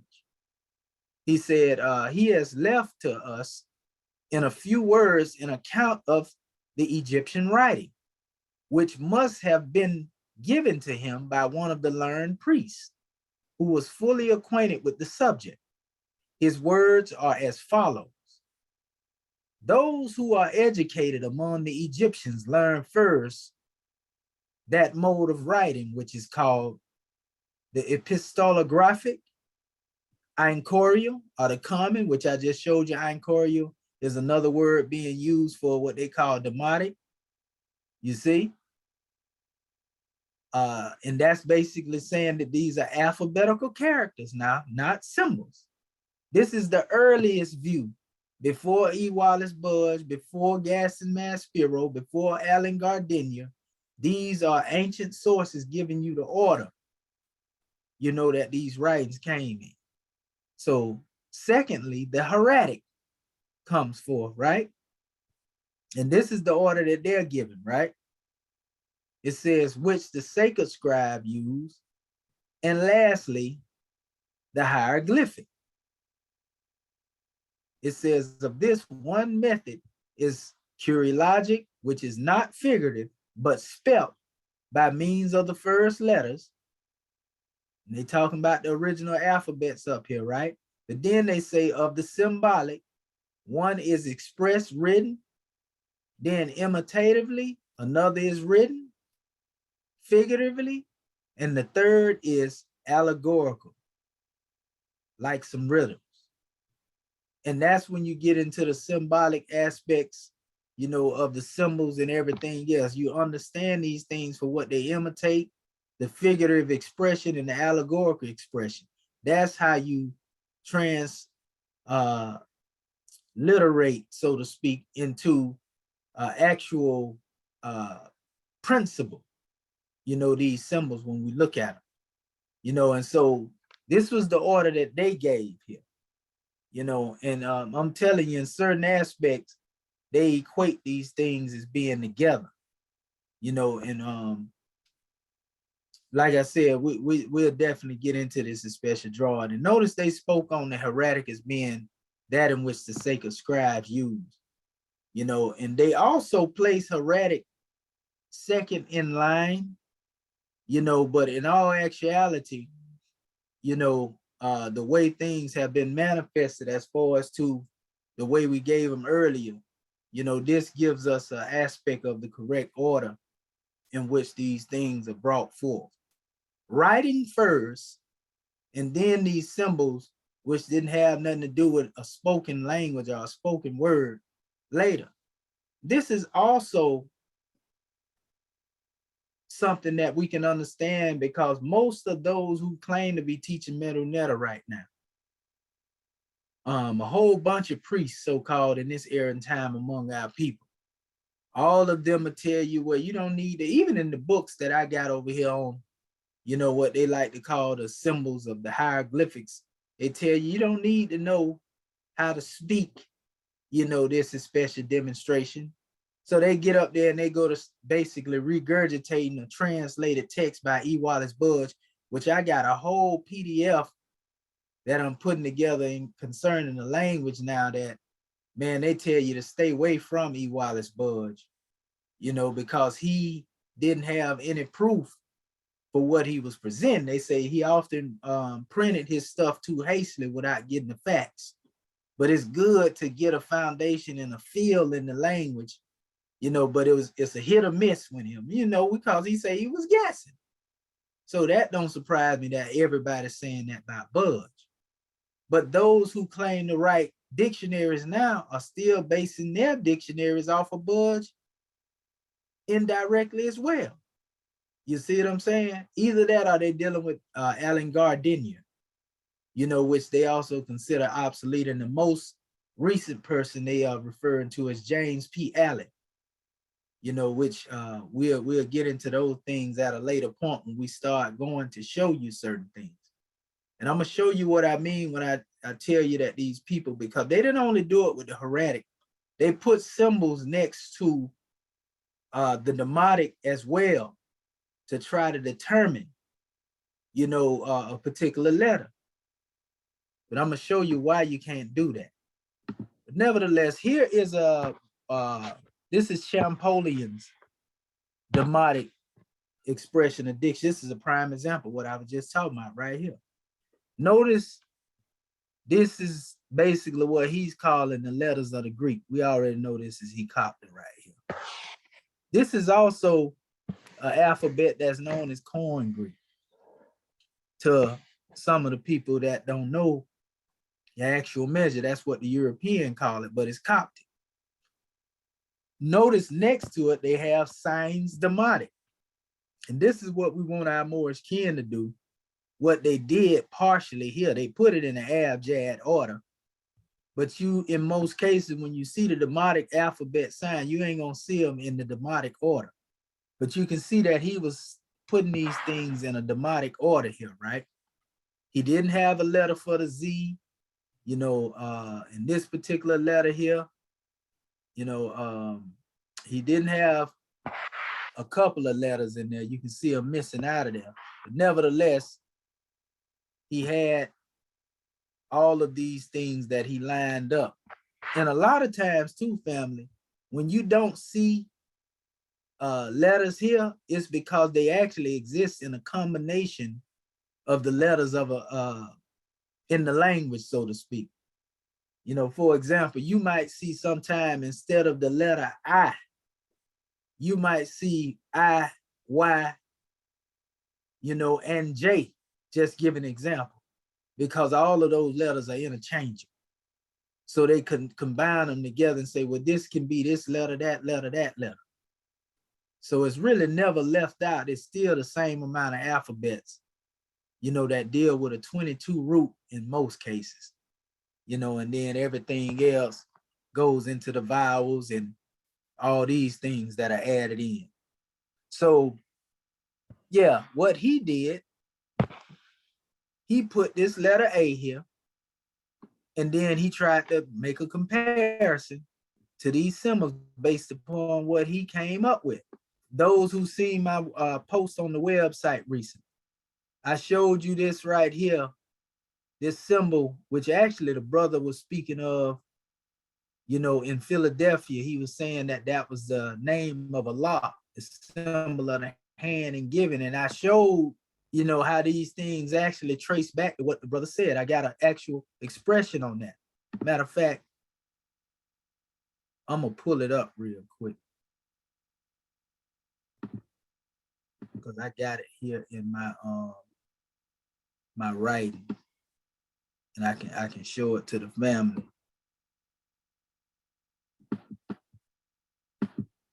Let's see, because I just had did it recently.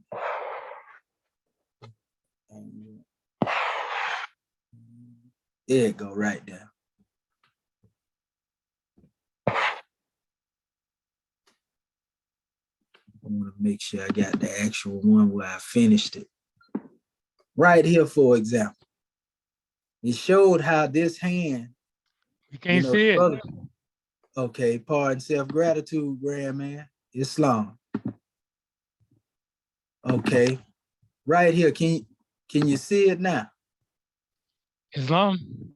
Okay, Islam. So right here, it showed me, family, you know, in my research, I was able to trace what the brother was saying. He was saying that this symbol was really a sign that goes back to Allah. And you say ah, for example, right? The word ah, as we know it, is actually the name that is synonymous with the word yeah, I-A-H or L-A-H, for example, right? And that's the root word that the word Yah come from, that you hear people saying when they speak in so-called Hebrew or what we call Proto-Sinaitic, Proto-Canaanite. But it also is the name for Tehuti. As we know in our present chapter, it said that Thought is also a name of God to the Egyptians. So the word Ah is actually the name of Thought, you know, a Tehuti, you know, so to speak. But this same root Ah, Yah, La, Jah. All of these are referring to the root, that takes you back to the birth, of the name, how it comes into certain germination from Ah into La, or Allah, so to speak, right? And so that's why the brother was speaking and saying in the Wallaf, that was the way that they demonstrated. And this is actually from one of their dictionaries here. Well, Allah here, it says, like he said, now it says, his, her, it's, him. It say to her, it, they gave it to her, him. And that's why he was showing, symbolism by using his arm and showing that it means to give. You see, that's their definition in connection to the name Allah, right? And you can see it, right? But then, and you can see it up here too, because I took this, and the R is interchangeable with the letter L as well. But you can see here, it means to give here as well. Anytime, that's actually the actual sign there with the pyramid in hand. Let me try to blow that up a little bit right there. That pyramid in hand right there, that's the symbol that he was translating as Allah, right? Now, notice every one of these symbols here, and in what they try to express, because this is the actual name that actually deals with Tehuti here. This is just the symbol of the moon, the twisted rope, and then this is the same symbol, the hand here. And everywhere this is mentioned, the La or the Ah or the Ra, it's all present because the R is interchangeable with the L right here, right? You can see the deity sitting down in front of the sun disk. And this is supposed to be the symbol of Ra, as they said, right? Expressing this, right?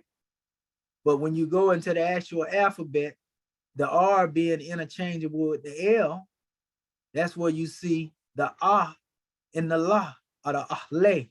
You can see the change there, right? And so I'm just showing they still have that hand with the giving symbol on it. But what really took this thing and brought it into fruition is the symbol of the one that is known as Iyah. I always show this. And notice, if you look this up, Kansu is also connected with this. The moon, the half moon or the crescent, having the sun in it sometimes. This particular expression, sometimes they have a star in the demonstration. But nevertheless, this particular symbol is a representation of of ancient Kemet. Notice it's being given here the hand, and notice how the hand is being demonstrated here, having that all-seeing eye here, which is Re or Ra. So we can say La. You see, in the whole expression of this special demonstration, not saying that this man figure or expression is a form of this is Allah, in an idol. No, that's not what we're saying.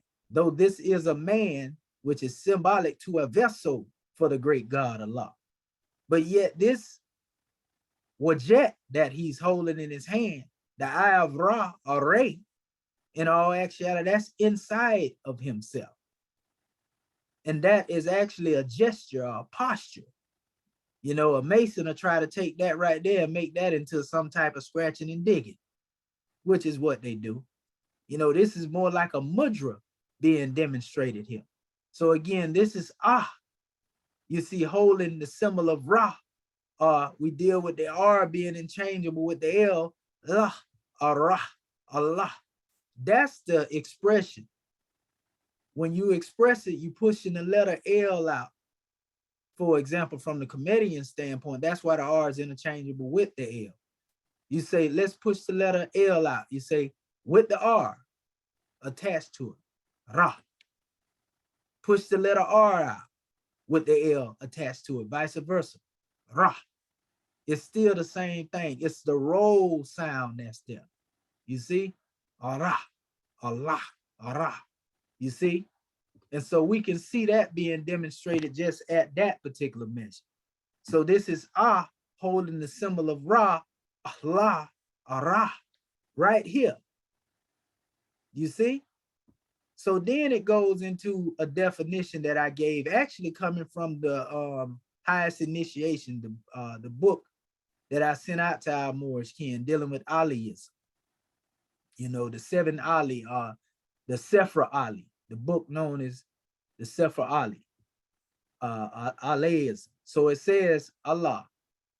It says, thus was it that the letter A became so sacredly associated with the idea of deity, who was himself called Al, Allah, the generic supreme name of God, as worship among the eldest patriarchs, right? The life of Allah or God was the life that the true Alias always desired to cultivate and to lead. Remember how I say Allah is a state of existence? So when you talk about the Alias, those who desire to cultivate and to lead, you know, a life of living in the existence of Allah, allowing Allah to exist, you know, through their actions, their ways, and their deeds, not just saying that he is one, but that he is manifesting his attributes through us. See, this is the grand idea that precludes to monotheism. That lets you know we don't worship gods outside of the self because the great God Allah is in man. Remember, we talked about them angels prostrating before man. Allah commanded them to do that because he knew that he had placed himself into the man. So it wasn't the flesh or the physical vessel that he was telling them to prostrate toward. It was the essence of man himself that was God. Islam, Iblis didn't want to bow down to that. And that wasn't nothing but the passions and the desires, because jinn is created from smokeless fire, right? What fire that you see being smokeless? So it says, hence, Aliism, or the life of God in the soul of man, was the most ancient mode of religion. That's what we teaching. When we teach that we don't serve gods outside of the self, we are teaching Aliism. We are teaching the life of God in the soul of man as being the most ancient mode of religion. Know thyself, Sutanati. You see? But it's just being that they done took this stuff and put it all over the place, we got to come forth and gather this stuff, that Humpty Dumpty demonstration, and bring it all the way back home and show our people what's done been tore up. They most definitely tore up and drug out the true foundation of this teaching. Now, not all of these elements I'm using here are from totally different sources. They ain't have nothing to do with each other as far as dealing with the authorship. But through research, you know, and going back through that etymological tracing, I keep saying that etymology is the key to being able to bring these things together. You see, I was able to come forth with this from various sources and show and demonstrate what this is. But the most powerful measure is the definition that's being given here. And also knowing that this is holding the symbol of Ra, Allah, Allah. And you got people who are trying to use this image now and say Allah is a moon god, meaning those who have researched this teaching know that this is a symbol that represents Allah. That's universally understood. But the enemies of Allah try to take this symbol and say, well, the Muslims, they worshiping a moon god, not having a knowledge of the fact that no, this is a symbol of the God who created the moon. You see, this is a symbol that goes back to ancient Kemet as actually dealing with the first god of right. Tehuti. You see? So that's a connection between Tehuti and Ra in respect to dealing with this. And I actually have a measure, you know, even in the dictionary, that Budge came forth where they demonstrate a measure of Tehuti and Ra, right? But he didn't write that. It was the cops that wrote that for him. You see? So, man, there's no truth that contradicts another truth. But I showed you this, family, I want to go back to our original drawing. I showed you all of that to go here. Hold up. Let me open this up here. And I got to remember too, when I share Papyri, because I'm not sharing my whole screen, I have to shut that one off, then go back to the other thing. And so again, I was showing you here how in the Demotic, Champollion had, you know, the symbol of the A here, and he had that hand given out, you know, as a symbol of the letter A, right? Now, also he had the symbol of an I here, meaning he was thinking about using all of these symbols. You know, and some of these symbols up here actually became symbols for other alphabets that he had put them aside. So this shows you that he too was basically guessing on which one of these symbols he wanted to use for what. Now I got a whole PDF that's going to show you how many times they went over different symbols trying to figure out what they want to use. See how you come down here and he got the hand right here? He's trying to look for something that looks similar, so to speak. You know, and if it looks similar enough, then we'll say, okay, well, we're going to settle on this as being the symbol that represent this particular letter right here. And that's why I say you can't trust the Eurocentric measure. Now, what can be done is that being that they done already did it since the damage has been done and we want to deal with some damage control, you know, we can actually utilize the method of the fact that these symbols done been placed beside some of these measures, you know, give us a good idea, you know, of being able to put these letters back into their proper perspective. And we'll isolate these letters in our future deciphering, you know, from the symbols.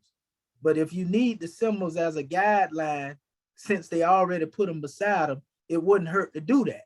Just don't confuse the symbol with the actual alphabet. You see, because that's all they did, you know. So these are all the letters again that he had brought forth in dealing with the Demotic here. And like I said, just look at the symbols that this one was demonstrating, and you notice that he was definitely guessing. And that's what happened when you, that's why I keep telling you, how you gonna take 24 symbols, create an alphabet, you know, and then you got 7,000 symbols that exist. You got to do stuff like this here. You know, okay, let me see this symbol right here. I'm gonna try to see, okay, let me look at all these letters over here. Which one better fit it? You know, E. Wallace Bud just went on and said, all right, I tell you what, I'm gonna accept this symbol as being synonymous with this symbol, that symbol. And then now you got a hodgepodge and a whole mess going on. Now, you know, they tried to kill the, you can say they tried to kill the language. They definitely tried to do that. I'm speaking of E. Wallace Bud mainly, you know. And so here is the actual Demotic alphabet isolated by itself. And you can actually see it alongside of the Hecopter here. So we just came out of the Coptic. So all you got to do is use the knowledge of dealing with the Hecopter and go here. And you can place the letters on the side of these particular demonstrations, meaning our English letters that we use. That can also be done in our homework, you know, because I know our family don't know these Coptic symbols right off unless you done run and memorize them already, all is well. And notice they have different forms that they express in each one of these letters. Like that's the A, B, G, D. That's actually the abjad order right there that they have here. This is actually the abjad order of the Demotic as well. But you can, you know, bring these things forth yourself. All these also represent not I wouldn't give them a beginning, middle, and end form when you see these three forms, but these represent just different styles of writing based upon whatever Papyri, the one who composed this alphabet chart, was looking at. So, you know, because different people wrote different ways, and the way they wrote didn't really govern the rules of a change of a letter. That's just the way they wrote the letter. So when you see symbols like this right here, and then you see this symbol, you see this symbol, you realize that they are the same symbol in essence, but just different styles of writing that symbol. You see? Slight changes based on the writer.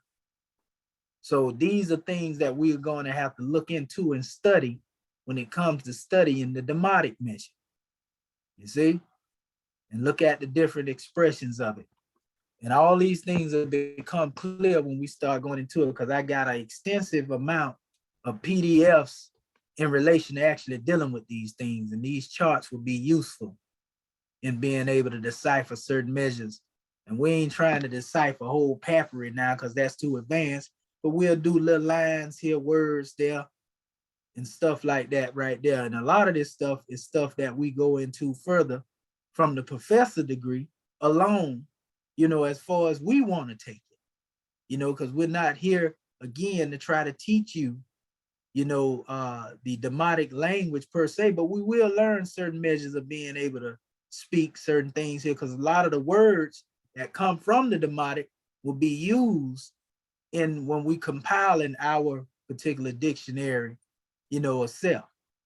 And so it's gonna be a powerful demonstration when we get done.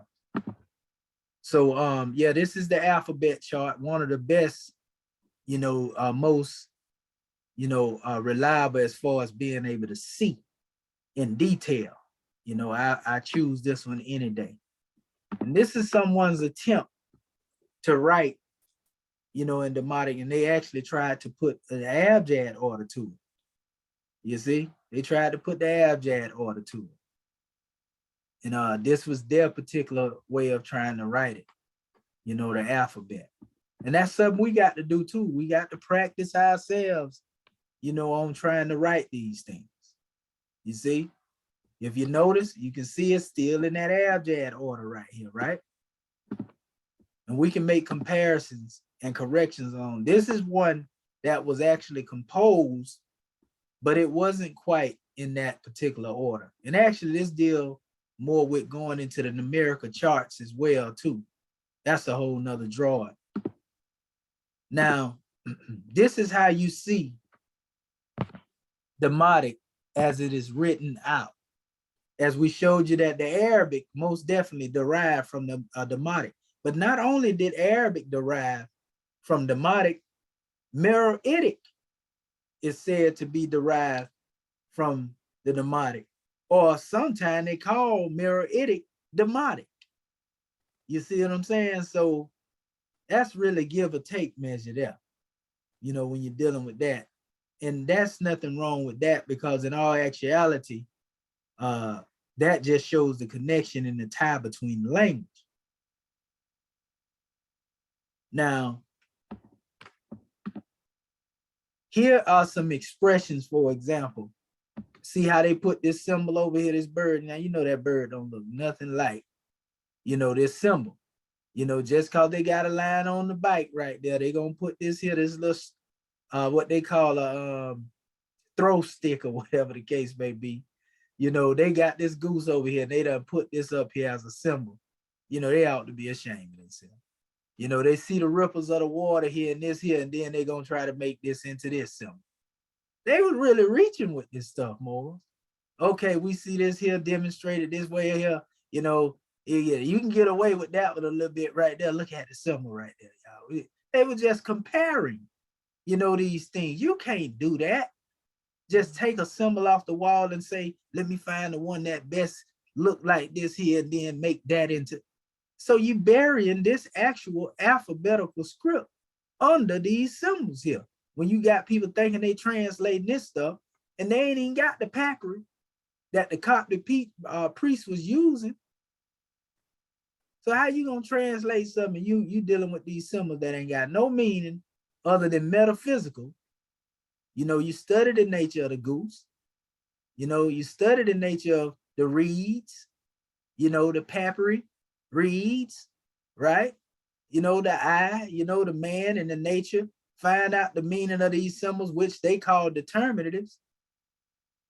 And that's easy to understand if you just understand what you're looking at from that part without an alphabet. But when you use this and say this is alphabet, and then you go to burying these true alphabets that the papyri is written in, under that, you concealing something, you hiding something. I got a grand drawing I'm gonna bring forth too, that I have brought forth yesterday. And I was looking through my Arabic dictionary. I'm gonna read it to you, family, because you often hear them say that they transcribed. They transcribe these things into hieroglyphics. And I'm gonna show you what the word transcribe mean in Arabic. And this gonna remove all doubt right here. Watch this. If you think I be playing, which I know my Moorish kin know better. Watch this. Yeah. Here it go right here. This is page 561 in our dictionary of the Quran, right? The word is known as Nasaka or Nasaka, right? That's N-A-S-A-K-A-H. This word means to abolish, right? Destroy, abrogate, nullify, obliterate. Watch this. Conceal, transfer, substitute, copy, transcribe, rule out. So basically, when they put these symbols up here, they basically transcribed this alphabet into the symbol, therefore abolishing it, destroying it, abrogating it, nullifying, they obliterated it, concealed it, like I've been saying, right? They transferred what was really an alphabet and the powers of this alphabet under this symbol. So they destroyed the true meaning, transcribed. It says, then it goes into the Quran, the Grand Quran, where they use the word yansaku, which means removes, abolishes. You know, when it says Allah does not replace another, replace law with another law unless he is bringing it forth greater. Or like when the chairman has told us, Moors, you know, don't take a God from a people unless you're willing to replace it with some greater. You see what I'm saying? Because when you take that God from you, abolishing that, you're nullifying the worship of the individual. This is the same thing they're doing with this language right here. They want you to think of everything in the form of symbol. I got to keep harping upon it to make it plain, because somehow people think that these symbols are just, it's so pretty, and they caught up in the symbol instead of what's symbolized, instead of the metaphysics of it. This is what we are correcting here. We're not going against what our ancestors have inscribed in the symbol, but we're telling you this was not meant to be the written alphabet. This, in this case, was. And this is Demotic. And they did the same thing with this Demotic here that they did with the Hieratic, which came before the Demotic. They buried the original papyri, because we got the original papyri side by side. I'm talking about the actual papyri. I got books, and we're going to bring it forth when we get there. We ain't going there yet, but I'm going to show you the actual books that they translated this stuff, and I done did it before, that they translated the papyri, and then y'all seen it, holes all in the original papyri. And then they done substituted some stuff, put stuff there and guessed. So again, here's another word here. You know, so when you see these transliterations like the JRT right here, this would be a bilateral, I mean, a trilateral expression, so to speak, right? And they're saying this means to do.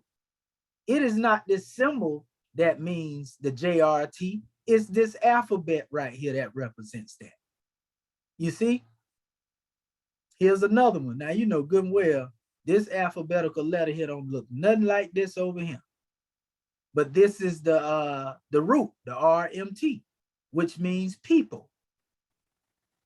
And I'm gonna show you something else on this right here. Watch this. Now, this is really gonna get our Moors to thinking here. We ain't playing with this language. I'm gonna show you something here. And this is real powerful here. Where you at?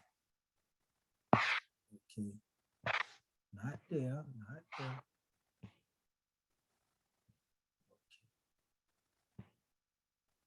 Not there. Oh, there you go, right there. Okay, now let me see. I think it was this one right here that I had corrected. Okay, can you see that screen change more, or do I need to shut it down and reopen? You gotta shut it down. Yeah, you need to shut it down. Okay, okay. So let me open this up. Now watch this. You see them people that we were just showing you, that RMT right there? Now look at it right here. Now this is a determinative that they call for the people, which we understand that. We can see the determinative in that, right? You know, and now this right here, they would say, well, this represents a plurality. So that's what people come in. That's a man and woman. And they'll say that represents a plurality. All right, that's all good and well. But look at the definition that they give. People and their occupations. People, right? And they use the word Asiatics. Now, some people will tell you that Asiatics is the Hyksos. But this is saying the word Asiatic is dealing with the people as a collective. You see, meaning that the original people were referred to or seen as Asiatics to the ancient Kemites. Now, what did our holy prophet tell us? What did he call them? See, these are things that are hidden. And those who do selective research, you know, they'll try to go against this. Now, what I have here, you know, I was dealing with maps in reference to the supercontinent Asia, and I actually found the maps that were referred to as Asia. And these maps are from the 1538 period, 1540. It's a whole lot more of them. This is just two of them that I pulled. Okay, it was just too many. So I just pulled these two out to show our family. This map is from Amsterdam in 1598. I'm gonna blow it up a little bit here. If you look, you see where it says America, pars, right? Europe, pars, right? Then it says Africa, pars, right?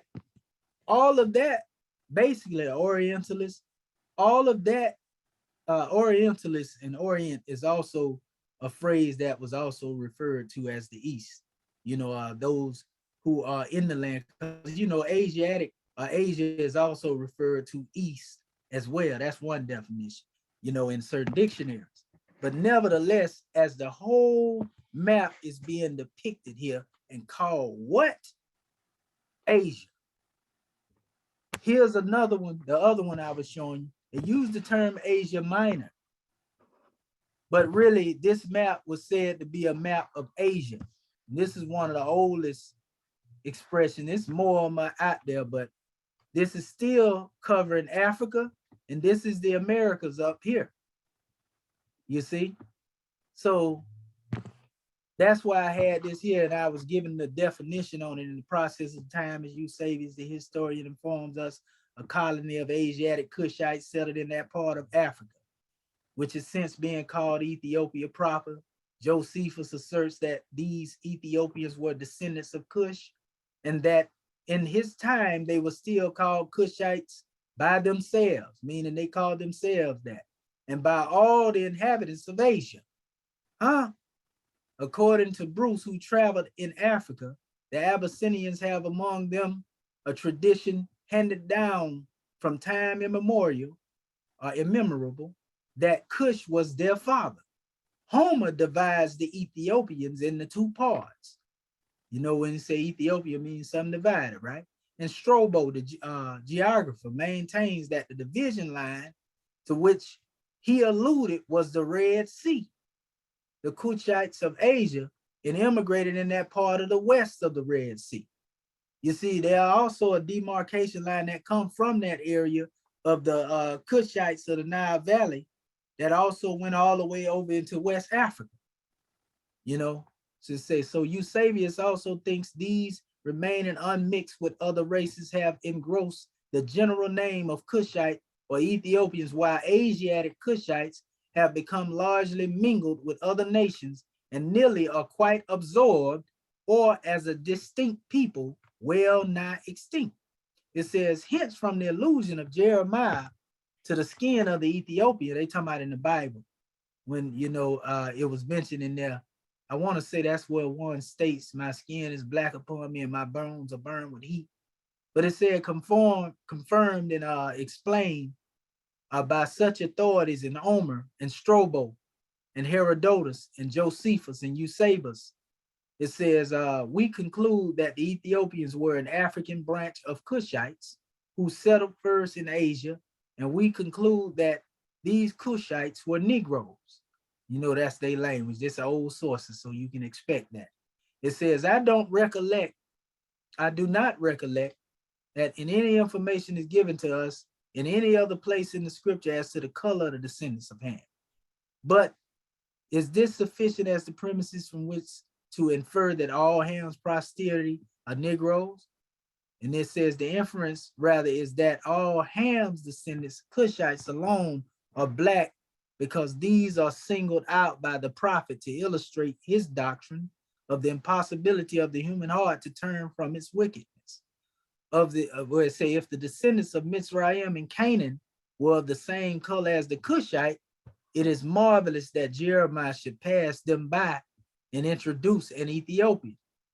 You know, and then, man, this is just all powerful information here. And I just put that in between these two maps, you know, just to show, you know, the naysayers. You know, so you have the maps, you got these ancient measures brought forth here, and I'm showing you that people were really referred to as Asiatics. I just brought that forth because that came up in the likes of me dealing with my PDF, right? So all these are keys now. All these are keys. That's in reference to dealing with tracing the language back. I keep saying that etymology is key. You know, going into the root is the key. You know, the root being connected to the etymology, take you there. So here we have here, you know, again, the symbol, the alphabetical symbol, you know, people. Then they have here as the house. And that's another thing just to point out here. Notice how they're using this as a symbol for people, but then it just showed a man and woman on the other mission. So these symbols are interchangeable based on whoever it is that's dealing with it. So here you have the pure, which is actually where the word pyramid comes from. We often see that. If you ever seen the symbol for pyramid, you'll see this. Sometimes you'll see an actual pyramid, you know, but nevertheless, this is the symbol in Demotic, you know, for this. Then they have symbol for life. We all are familiar with the key of life, or the as a representation. You see the water ripples and all this here, but nevertheless, this is the symbol for that. You know, the alphabetical symbol. You know, this particular pictorial script is another that they just basically tried to come forth and demonstrate they madness with. Confusing more than anything. So water. You see, this is also what we call a bilateral, because it's just two letters. You see, bilateral root. You know, this is a trilateral root right here. You got three letters. You see? Now you have death as being the word here. You know, and they don't have the vowels in there. You know, we'll get into that at a later period as well as we move along, actually. See, they tried to show these three reads as this particular Demotic alphabet, but this is also a trilateral. That's SHT, which is feel, right? So we can see that these words, which will basically be words that will go into our dictionary when we compile, you know, them in there, because we're going to compile them together, you know, hieratic, demotic, all of them in there, and we'll just point out what they are as we go through letters and stuff. You know, so here's another one here. You know, this is another trilateral, GRG, you know, and this is dealing with to establish. This is the actual Demotic. This is, you know, the superimposition, so to speak, of the symbol, you know, in regards to this. So I don't even have to go there. Y'all know what we're getting at when we say that. This is a Demotic expression here. You see the root, which is also a trilateral, RDT. This is for foot. You see another one here, HNM, trilateral, Kunum. We know Kunum is actually the god. Like I tell you, one had a vision of being formed on the potter's wheel. You know, so this is being a symbol of Kunum or Kunum, right? Now here's what this demotic look like when you write it straight out without involving all them symbols there, which we showed you already. You see, these are some of the best compositions that I've seen yet online. They getting better and better. And the reason why they are so scarce, again, is because people have been focusing more. Those Europeans have been focusing more on the pictorial, putting things together than actually trying to show the people the demotic. And that's why, you know, you have a lack of really scholarship or literature that's out here. And this is a job for us. This is work cut up for us to do. You see? This is another one here, depicting the same, hold up, it was actually the next one. Oh no, this was the right one. Yeah, this was actually the same, just had some of the same words in it. So you see servant here. You know, you see the same ones we went over a few minutes ago. You got a couple of more words in here, you know, like I, me, lifetime, before. All of these are dealing with the demotic letters here. So you get the picture more on where we coming from. We just getting our more as a feel into it. Now, this is what we kind of get, you know, a little bit and say, there's some research gonna have to be done in this area. This is known commonly as the Mirahitic Script, but we can see the similarities, you know, in this and the Demotic. You know, they're calling the Meroitic Script what's normally Meroitic. They're calling it Demotic Script. You know, so we can see a lot of relation. We're gonna have to do some comparisons on this. And notice this go all the way up to A, B, C, D, all the way up to Z, in line with our alphabet. You see what I'm saying? So yeah, you look at all of this here and they're calling this Demotic Script, but I'm gonna show you what I mean when I say that this is normally called Meroitic. See, this is it here, see? The Meroitic Script. And look at the letters. All these letters here, right? I'm gonna go back and forth. See the first letter A? Look at the letter A here. See the second letter B? You know, I mean, it's all in there, but they got them out of order in here too, family. So you got to put them in order. You know, that's B right there. That's it. They don't have this in the abjad order, which means this was a more modern putting together of these signs and symbols. Now, notice, this is why I always tell people, because everybody always love to say, there's no vowel. You know, no, we originated the vowels too, and we can see that the vowels were present here in the Mirahitic Script. The A, E, I, O, and the U. You see it, the O and the U is together. Remember I told you sometimes a symbol may represent certain letters when they put them together. The O and the U is here together. You know, because sometimes they, just like you see Kunum, sometimes it's a U, sometimes you'll see it spelled O. Just like a E, I, and an A is often interchangeable. So these vowels are always present. Sometime in a language, you know, you may not see but a or a I. Some people say, well, it's better to just put an E in between all the Kemetian words. And don't even worry about it, you know, that's better to express most of their words, you know. But that's really neither here nor there. That's a give and take measure. You know, but here is the origin of the vowels that we have as A, E, I, O, U.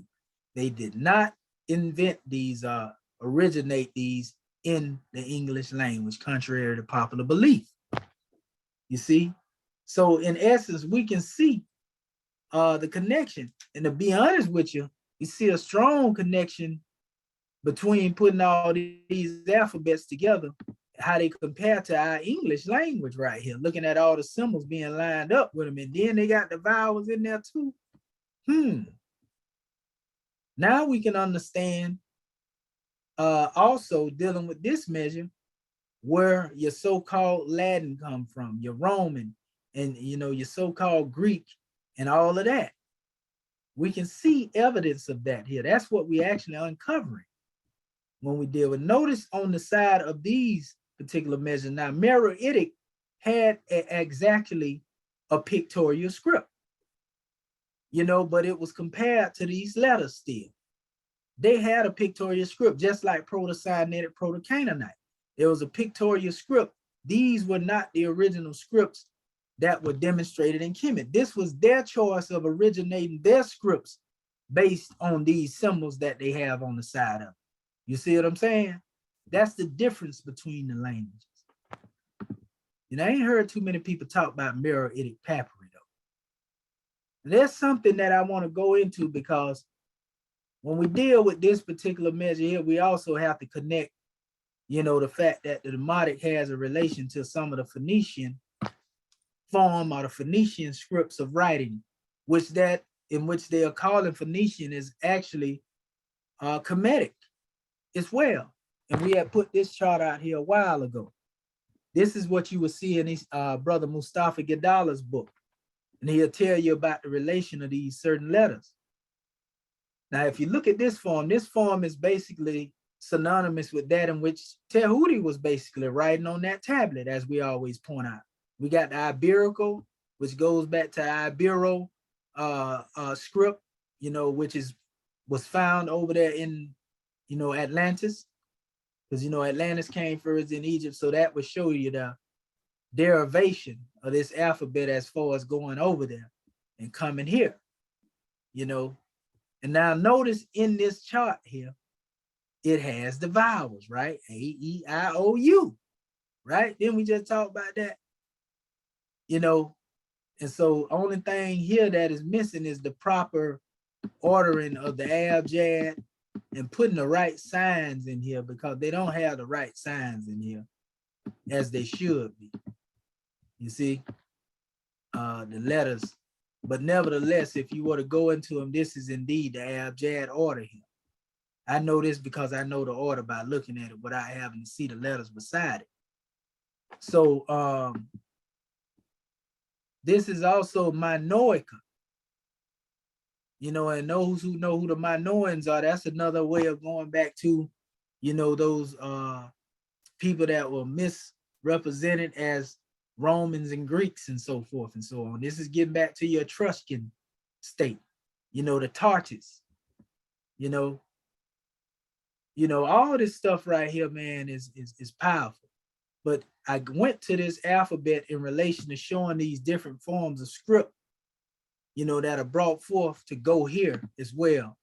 If you go to this chart right here, after what I just showed you, and you heard me talk about the Punic, Carthaginian, we know that the Phoenician language and all of that produced here. And some people look at Punic, they actually got a form look like cuneiform. You find it over there in the Carthaginian area, which is North Africa, which show you that these people are coming from the Mari, that are connected, Amaru, the Marians that are connected there. So here is Phoenician.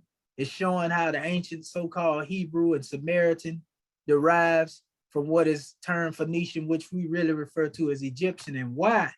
Because the Phoenician people would have had to come after the Kemetic, because Ham was the father. He gave birth to Mesra. He gave birth to Cush, Canaan, and Put. So if these are the seeds of Ham, then the original language had to start with, the father before it got to the sons. So when you go into the Phoenician aspect, it would have to come after the Kemetic or the Egyptian aspect. You see, Nimrod, who is Cush, is a son that come through the line of Ham. You see? So you can see, therefore, the language, even though they don't have Egyptian up here. We go here, then we got ancient Hebrew, which is really Proto-Sinaitic, Proto-Canaanite, which I'm going to show you in a minute. You already know what it is, but we're going to show you. Then they had over here what they call the oldest Greek, and they're really talking about that Etruscan language here, family. And they're trying to put their own spin on it.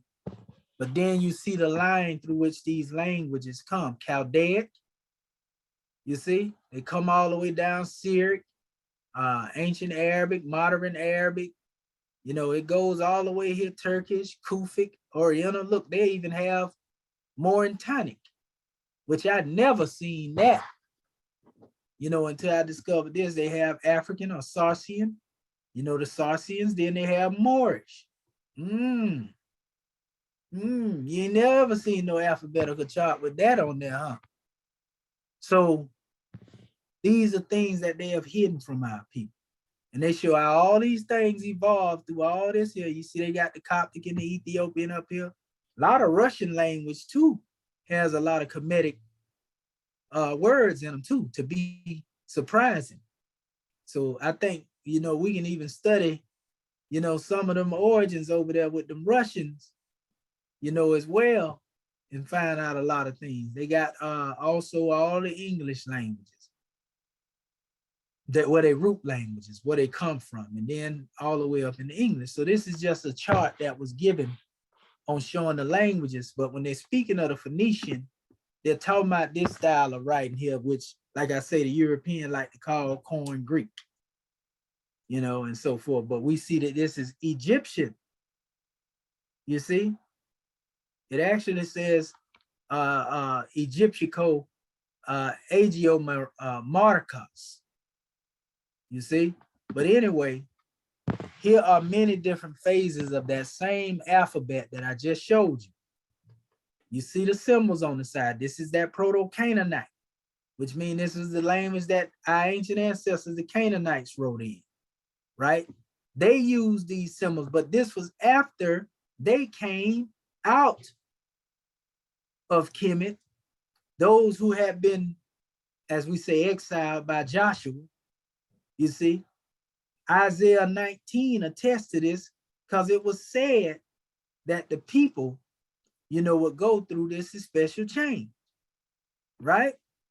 Because he said that 5 nations would speak the language of Canaan. And he said that the Egyptians, the Assyrians, and the Israelites would basically come out together. This is when the Kemites would come out of bondage from up under the Hyksos, or the Heko, the Hyksos, the Hikakasu. You see? So this is the language that will be found. That's why if you go to what they call Sarabat El Qadim, or what they call Mount Sinai, where Moses got the tablets from, as we showed our family in the past, you will see that these pictorial writings are still present there today. And I showed it to our Moorish kin a couple of times. Tablets still laid up there, laid all over to the side.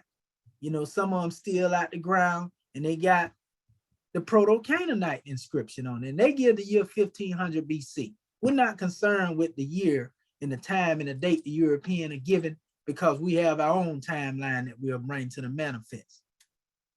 You see? Okay. So right here,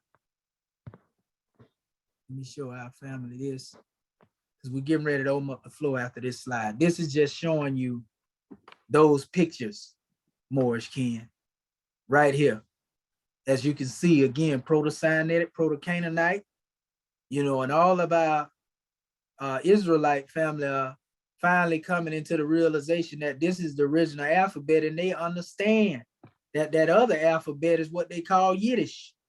It's a corruption, the box Hebrew that you normally see, right? That's Yiddish. That's not the original language, because the Hebrews were known in the midst of those Canaanites. They were Canaanites as well, even though some of them don't accept that particular portion in history. So those are your symbols right there.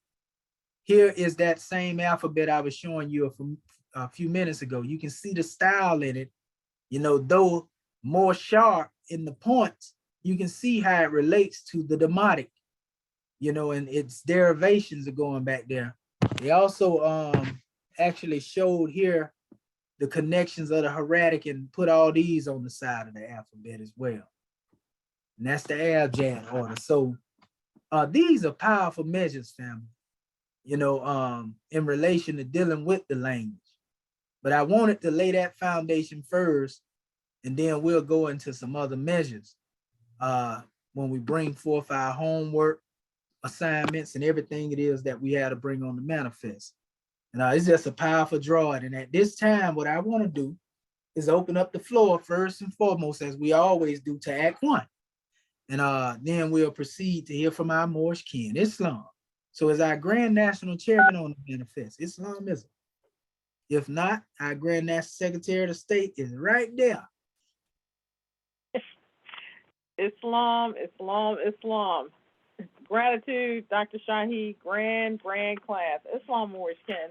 First of all, I want to rise, giving all praises to our Father God Allah, giving honor to our Prophet Noble Drew Ali, the last prophet in these days and times, giving honor to our class for this morning, giving honor to the Georgia Consulate, our National Assistant Grand Chairman, Dr. Torre Anu Rasul Simpson Bey, for providing the forum, to Dr. Bati Bey for Divine Constitution, the National Assistant Grand Chairman for our chapter, and Dr. Edwards Bey for our Moorish American Prayer. To all of my Moorish kin online. This has been a grand class, as always, Dr. Shaheed, and it's starting to come together. And much gratitude, especially when you were dealing with the maps and comparing the Demotic and the meaning and making it expressly plain in reference to, you have to look at the alphabet and not the hieroglyphics, because that was just haphazard, a big mess and things of that nature. So when you keep that as the foundation and keep reiterating the key is the etymology, then we are able to see the various ties and connections, and it makes it easier to trace ourselves back. And that is such, such a key demonstration, especially when you hooked it up, dealing with the different sources and how it all came under just the breakdown of the term Allah. That was powerful, especially dealing with the picture and the various definitions, and the another paradigm shift for the self is dealing with the transcribing, just take it out, demolish, nullify, destroy. I'm like, what? When you thinking that is actually, let me give an interpretation of, but when you break down the word itself, trans is to cross, to cross over. So you're taking it from the actual true essence to some falsehood for the purpose of burying, the language, the culture, the history. So this has just been a grand class I look forward to, because that Demotic language, dealing with the language of the people, and gratitude for the reading from the books of fire to show the history and the breakdown. I look forward to being able to do the homework on this, because you can see that Demotic language looks a little more readable, and you can see the relationship. And also, thank you for that measure in reference to how they wanted to term, because I know in school they were speaking about Latin as a dead language and things of that nature. So nothing is dead, especially when it comes to us as a people. And we are, in essence, activating our degree. So gratitude for calling me forth. This has just been a grand class. Appreciate all the blessings. Gratitude, more. Peace and love. Islamism, Grand National Secretary of State, gratitude. And in the breath of that is special measure. And this is why I was pointing out to our family here, where E. Wallace Bud said this. He said, among the words, now this gonna make it plain after what we done demonstrated. Among the words given in this dictionary, there are many which are derived from Demotic texts. He proven that they didn't use no symbols, right? He says, my knowledge of this branch of Egyptology is rudimentary. He said, I have relied for the correctness of their transcription into hieroglyphs, chiefly upon the works of that of erratic genius. Guesswork. It just make me cringe to know that he was able to pull this over on people. That's it. See, I have this term where I say a person is insulting the intelligence of their audience because their audience may not be as advanced. And you can pull this over on something. That's disrespectful, family. It says E. Reveler, the professor F. Griffith, it say these scholars have shown that the demonologists, he talking about the people that was translating this stuff for it, he said are able to transcribe demotic texts into hieroglyphs. Get out of here. In other words, they're able to remix, they're able to remix, they're able to superimpose. You see? You say in Birch's view that they were unable to do this is no longer tenable. See, that's the competition. They was in competition with Birch now. You see? And he said about the correctness of the meanings of many demotic words given by them, there can be no doubt for the equivalent of a great number of them, and their counterparts in form are to be found even in the existing Coptic scaling. See? In the printed Coptic vocabularies and dictionaries of Piron, Tatum, and Parte. So he telling you right here, this ain't nothing I'm making up. See, they think these is outlandish claims that I'm making right now. You know, if you want that Egyptology as an Egyptologist after this right here, family, and we stop calling it middle. You know, call it exactly rightfully what it is. It's Rosetta Netta that they dealing with over there.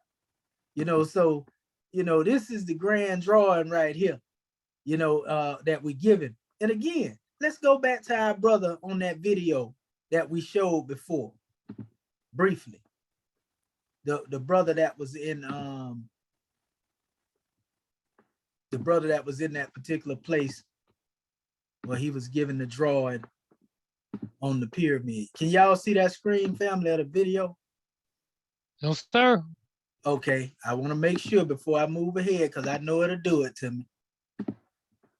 Okay, let's see now. What about now? Nope. Oh. Still Yes, don't sir, see we it? said. Yes, sir, we said. Okay. Now again, listen to the brother explaining after having seen what we showed you. You know Islam, or if you know Arabic, you know the name of Allah is written Leaf, Lam, Ha-Sater. This is Wolof. This is ancient Africa. This is Leaf, Lam, Ha-Sater. This is Allah. But right now, you go to the Quran, you go to the Arabic, they told you this is Arab, this is African, this is Wolof. I translate the Quran in Wolof more efficiently, more perfectly than the Arabs can do. The modern, the Quran we reading, the vocabulary is this time, is old. The modern day Arabs for Arabic Saudi and Yemen, they cannot translate, they cannot explain those words. It's too old. They call it ancient Arab. And when they relate to ancient Arabs, the people, these are the black peoples of the South, the Arabic Peninsula, the dark-skinned people. And this is the original name of Allah. You say your name again? Leaf, Lam, Ha-Sater.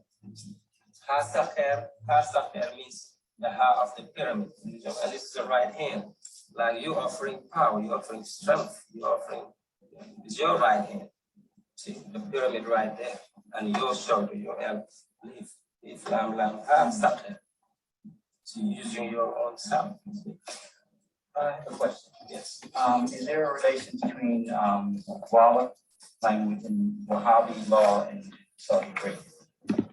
Yeah, you can go and watch the rest of it, family, you know, later. But you see the brother demonstrating, and he's demonstrating the Wolof way of doing it, but still the same truth being brought forth. And that symbol represents a word. You see, it represents a word, not one letter.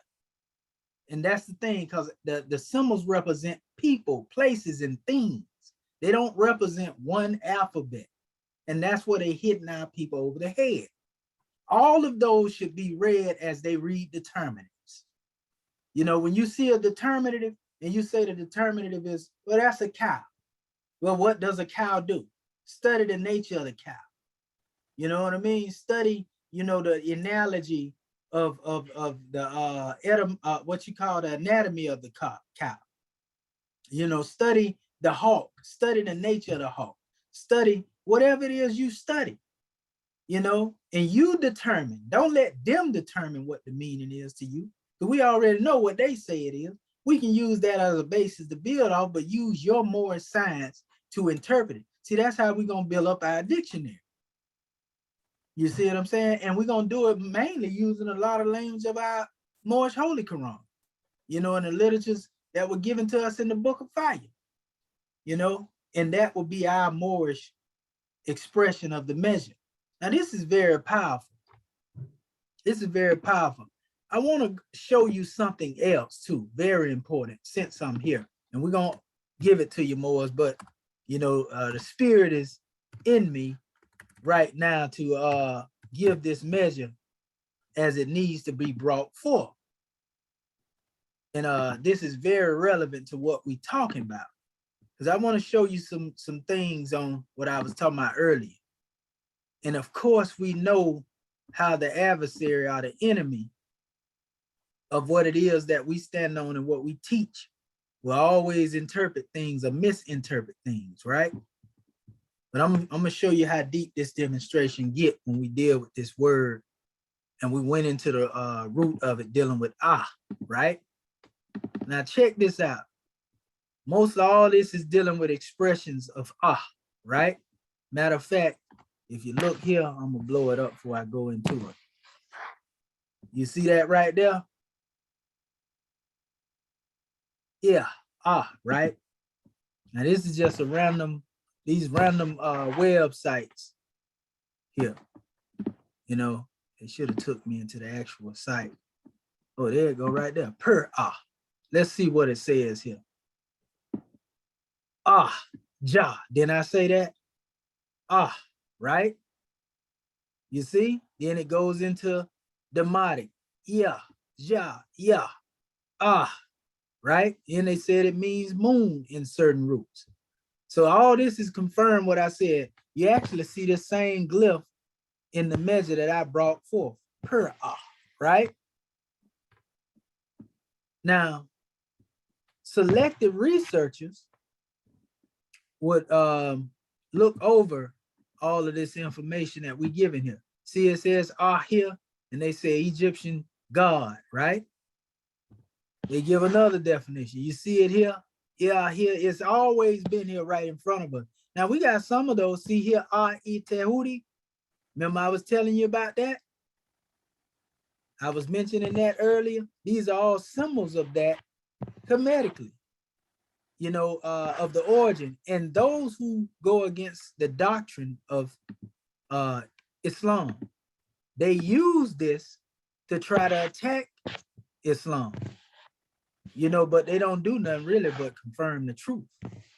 I'm trying to find one of them slides where they actually go in there and where them ones actually go in here, and you'll see the reference they try to use here being disrespectful. But see, they say so we already see the root. When you see that right there, the side lock with the dis above, this is the symbol, and this is a symbol of Ta as well. And that's why we tell you all of the teachings of the Arabs, most of them come out of the temple of Ptahhotep. You see? That's another glyph right there. It just went off of it.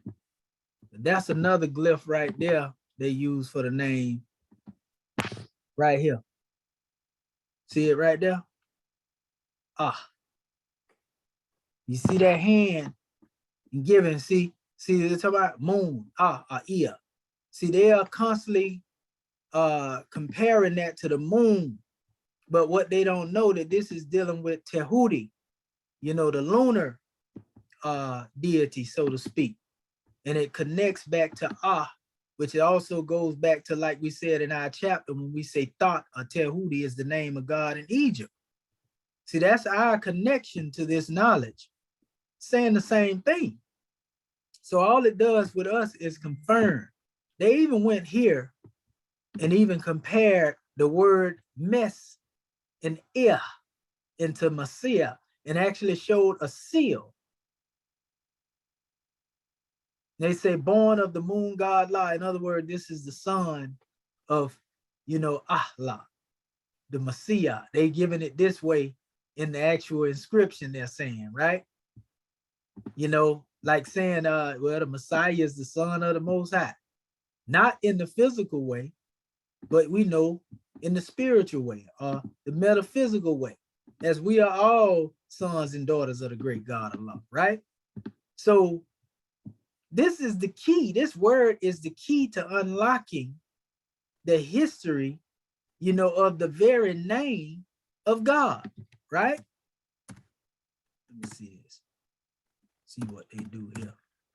Because they try to bring those measures up here. They use this when they're trying to attack Allah. I'm showing you how they identify this as being Allah, which they got the right ideal as far as Allah being who he is and identifying him in KEMET. But they had a wrong idea when they begin to try to say that Allah is a moon god in the form of worship, because what they doing, they are comparing that to Allah. And I rebutted a brother in a debate on this particular measure and proved that this Allah that they were referring to, the Quran condemns that. The Quran condemns having Allah having physical daughters, that Allah, which was also used synonymous with the moon, which was really symbolic to the Arabians' form of Shat, because Shat also had a symbolic representation of the moon, and she being a reflection of Sa. This is what they use and try to go against, Allah. But in all actuality, they don't know. You identifying who the creator really is. And it's not this statue here. You found it, but you're using it to try to attack the creator. You see? And so they're acknowledging exactly what I just showed you, but they're trying to use this to basically attack the way of life. So you know what you're looking at, but you don't know what you're looking at, basically. So they're giving you it right when they say this is the origin of Allah, this particular measure. But they being outside the Kemetic paradigm are automatically biased toward that because the Bible taught them what? Egypt is evil. Egypt enslaved the Israelites. Egypt is a devil worship. And so that's why you're getting this interpretation. So though they are properly identifying Allah as far as dealing with the essence and showing the root, you can tell they did their research, being that they're in the doctrinal position they are seeing this as idol worship, and that's incorrect. Didn't have nothing to do with idol worship. And there's many out here that have did this, you see? So these people, that's a prime example of looking at something, like I said, in truth right there, like the chairman said, you wouldn't know the truth if it would have come and kissed you in the mouth. And so they done went and did all this research to go against God. And when they're trying to go against Allah, they're really going against their own God. Ain't that crazy when they can turn your thought pattern so far upside down to where they make you think you attacking Satan and you attacking God? And then make you think that when you believe in Satan, you believe in God. When they got you worshiping a man on a stick. So you choose to worship a man over the worship of God. And then it's contradictory, because if you want to make, for example, you want to make that image, of a man, an idol, then how can't you see that you are not, how can you see that you're not worshiping God and you worshiping an idol when you're worshiping a man on a stick? What is wrong with the logic, people?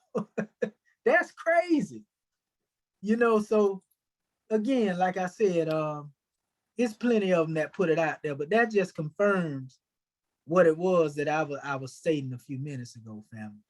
So we just say gratitude you know, for everything our Moorish kin bring on the manifest. I wanted to bring that forth just for extra support. And FYI. Okay, so at this time, we'll call forth our beloved brother, and assistant Grand National Chairman, Dr. Torrey Simpson Bey. Islam, Grand Man. Islam, family. Islam. Islamism without the skill. Grand information. I'm talking about. It was like I said. I'm here listening. I'm doing other things, but you know, I have to say that, you know, we talk about engaged. Man, I was engaged. So we got to give all praise be to Allah and honor to our holy prophet, Ali, bringing us everything that it takes to save us as a nation. You know, I am Dr. Torrey Rasul Simpson Bey, National Sister Grand Chair of the Moorish America. And as you were speaking, Grand Man, you know, you go back to the what really activated the thought for myself was when you showed the statue of Allah. And as you were speaking, I started thinking about the great mound builders. I started thinking about Serpent Mound because actually this summer solstice, you know, I'll be taking, like I said, my tribe, you know, to Serpent Mound in what we call Ohio, but we know it's ancient Mississippian culture. And as you brought forth that, I thought about how also in this statue it had, you know, it had the cube in his hand. But if you look also at the elbow, this is also a quadrant. And then also these, so I'm looking at, yeah, we have the quadrants, and this is the 5-point open star. And so when I was thinking about the great mound builders, this represents also the start of man, you know, Serpent Mound. And it's, and then I see the pyramid, which we know that's in KEMET. So I just thought about one, who made you? And, you know, the great God of Allah, and we have so many, like Yehoshua says, my father's house is made of many mansions. And so this brings forth, as we trace ourselves back, and you bring about this grand measure, but we also to do our research, you know, especially coming from, you know, the pages coming from the exhument of a nation, you know, what is an angel? So right there, I'm thinking angle, and I'm looking at the statue. And also too, Grandman, I took down another thing when you talked about the heretic text and the demotic text. And I also read about the demotic text being, you know, like everyday business, or like you said, it would be used for administrative, legal, commercial text. And also the heretic was used for religious text. So as I was thinking about what would be the homework, or as far as my research, I couldn't help but to think about, you know, the pyramid, the mounds, heretic text, demotic text, and then looking for that remix. You know what I'm saying? For example, well, we know that the slave labor was given to us by slaveholders in 1779, but yet you showed a map that went all the way back to 1500s, being that Asia. You know what I'm saying? So it also took me back when I was in Germany. I read about a particular pygmy people that stayed right there in Hohenfels, Germany, when you showed the map of Asia. So it took me back to when I read about the in Hohenfels, Germany, dealing with the pygmy people. So, you know, dealing with just say mounds, because I also have mounds over in Germany. So it just took me back to, like I said, you know, the existence in the beginning of man, of, you know, well, what is man? You know, man is a thinker. And it made me also, as you start, I thought about the, you know, when we say amen, you know, like, you know, you have the you know, like last night you were speaking about, you know, the vibration, you were thinking about the letter A and dealing with creation. And that vibration, at that time, I'm like, amen, amen, amen. So I'm like, wow, vibration. And here we are. So gratitude for the class, Grand Man. I look forward to also doing the research, bringing forth my research as well to on our next visit, our next come together. So Islam, Grand Man, peace and love, gratitude for all that you do.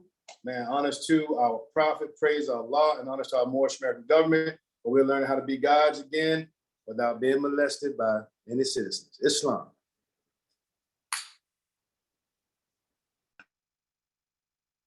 In Islam, and gratitude for the measure, brother, we give honors to you for that drawing. Praise be to Allah. And yeah, You know, it's a lot of history involved with this special measure. And I told our Moorish kin of this before, but it's worthy of note here. If you pay attention, you notice when the brother was speaking on the Wallaf in Allah, he talked about giving from oneself, you know, in the arm, leg, you know, what we call lymph, lam, left ha, and, you know, arm, leg, arm, head, in other words. You know, Allah giving of himself, you know, and this made me think about, you know, the situation where my initiation in the ether, so to speak, happened, you know, of being on the potter's wheel, you know, whereas I was in the presence of Kunam. I didn't know it at the time, you know, but like, who is this ram-headed deity that I see up here? Don't confuse that with the goat neither. You know, this is the ram. And the ram, it ain't strange that if you take the word ram and you spell it backwards, you get mar. I didn't think about that until then. But you know, it made me think, because also, you know, the ram is Amin Ra. Wow, that's powerful too. Wow. So Revelations. yeah, when we go into that, a special measure there. But yeah, so Amin is the oldest. He's known as the Mar. He the one that the high priest come from. But nevertheless, I was in the presence, you know, and seeing that one sitting, like he's sitting now, but he had ones around. I ain't talking about, I'm talking about more. I was in KEMET. I'm talking about in KEMET before KEMET was destroyed. When I tell you this demonstration was like, if you ever seen what they call 4K Ultra and how the vivid the picture looked, I was there. And that one was snow white though. He wasn't brown, he was snow white. You know what I mean? And he was, you know, telling me to come, like with the hand motion, come. And they was basically fanning this one with big palm branches, you know, just fanning him with them branches, the other deities that was around. And I understood that I was basically being shaped and molded in that initiation on the potter's wheel, but I was in the presence of the Hierophant family, basically. You know, this is the one that is said to create man from clay on the potter's wheel. And so, man, that symbolism has a lot of meaning to it, but nevertheless, he is given one for. And this showed me this is what all of us go through. He gives forth, you know, he's presenting right now, arm, leg, arm, head to the manifest, you see? And so this is just powerful when it comes to Revelations, family, you know, and you put it in context. You remove all the spookism that the European try to put on it out the way, you know, and just going through that experience, you know, which was not something that I tried to do. That's another thing. I didn't sit back and was, you know, let me go out the body. It happened basically naturally, you know, and so it wasn't no dream. It was a journey, you know. Now the first stage before I got there, I had to fight with a beast in the bottomless pit, family. And that same, and I told you about this, brother. This was before Lord of the Rings came out. I fought with that little thing they call Smeagol. No lie, in the lower self. And when I seen the movie, I was like, I don't know who this person is that produced this stuff, but they know something. You see what I'm saying? Because I fought and I was fighting with this demonstration over the higher self and lower self degree. And just like it was fighting with Frodo for the ring, it was fighting with me to pull me into the abyss of the lower self. And I was basically fighting this demonstration. And then that one, every time I would get to a certain level, I say, Allahu Akbar, Allahu Akbar. And that one would get tired and start breathing. And I say, Allahu Akbar, Allahu Akbar. Nevertheless, I conquered that demonstration. But it was fighting him over the ring. But I see the same struggle, family, is what I went through before the movie was made, family. I ain't talking about after seeing it, before the movie was made. And so that's what I experienced when I first went into myself. But when I last, went into that special state, I was in the presence of Kunna. You know what I mean? And so that symbolically showed me that I started from the root and I ascended into the heights of the Muladhara. You see what I'm saying? You know, I didn't know that until years later, though, that I had went through that special mention. And then I'm gonna tell you something else that's even more powerful. When I came into the government, you know, and I was just coming in, I would be on the call. I had another journey. I seen the sister that was originally Assistant Grand Sheikahs. She was cooking in a kitchen, but she had her back turned to me, you know. And I went to a scene to where we was suspended in the universe.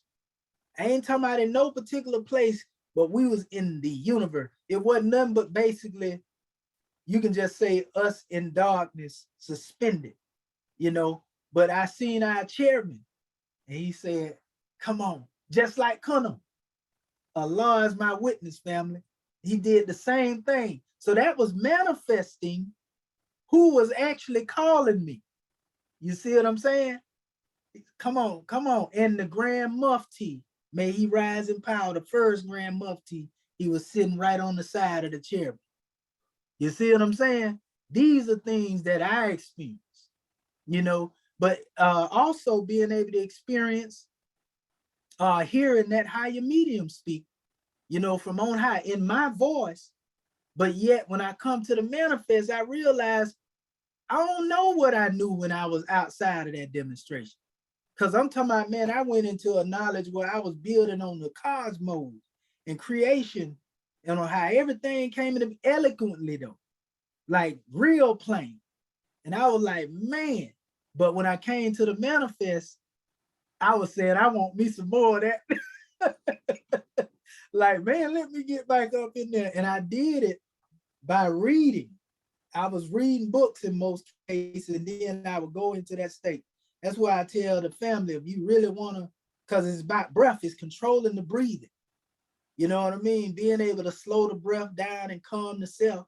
But the best way to do that, like I say, when you lay on your back subconsciously, your breath, your breathing slow down anyway.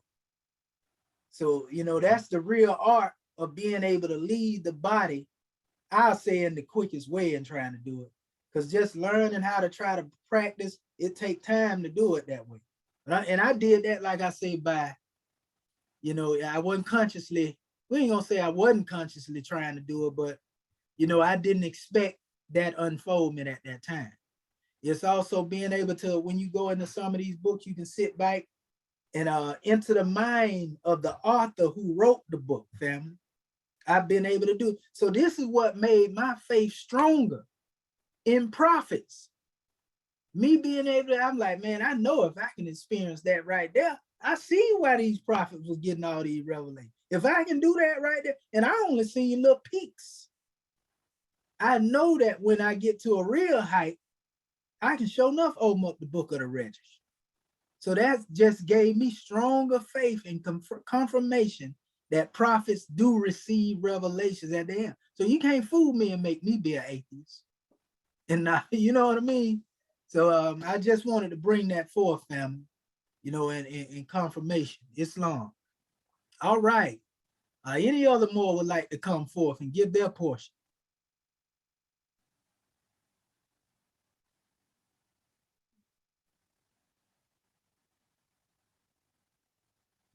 Islam? Islam, Brother Mubasa Bey, what have you to say, Grand Man? Islam. Let me rise in perfect praise, give our praise, honor, and glory to our Father God Allah, our illustrious prophet, our Abdul Ali. Give honors to Act 1, our flag, ensigns, emblems, swift angels, Mufti core, and everything that is Moorish. Islam.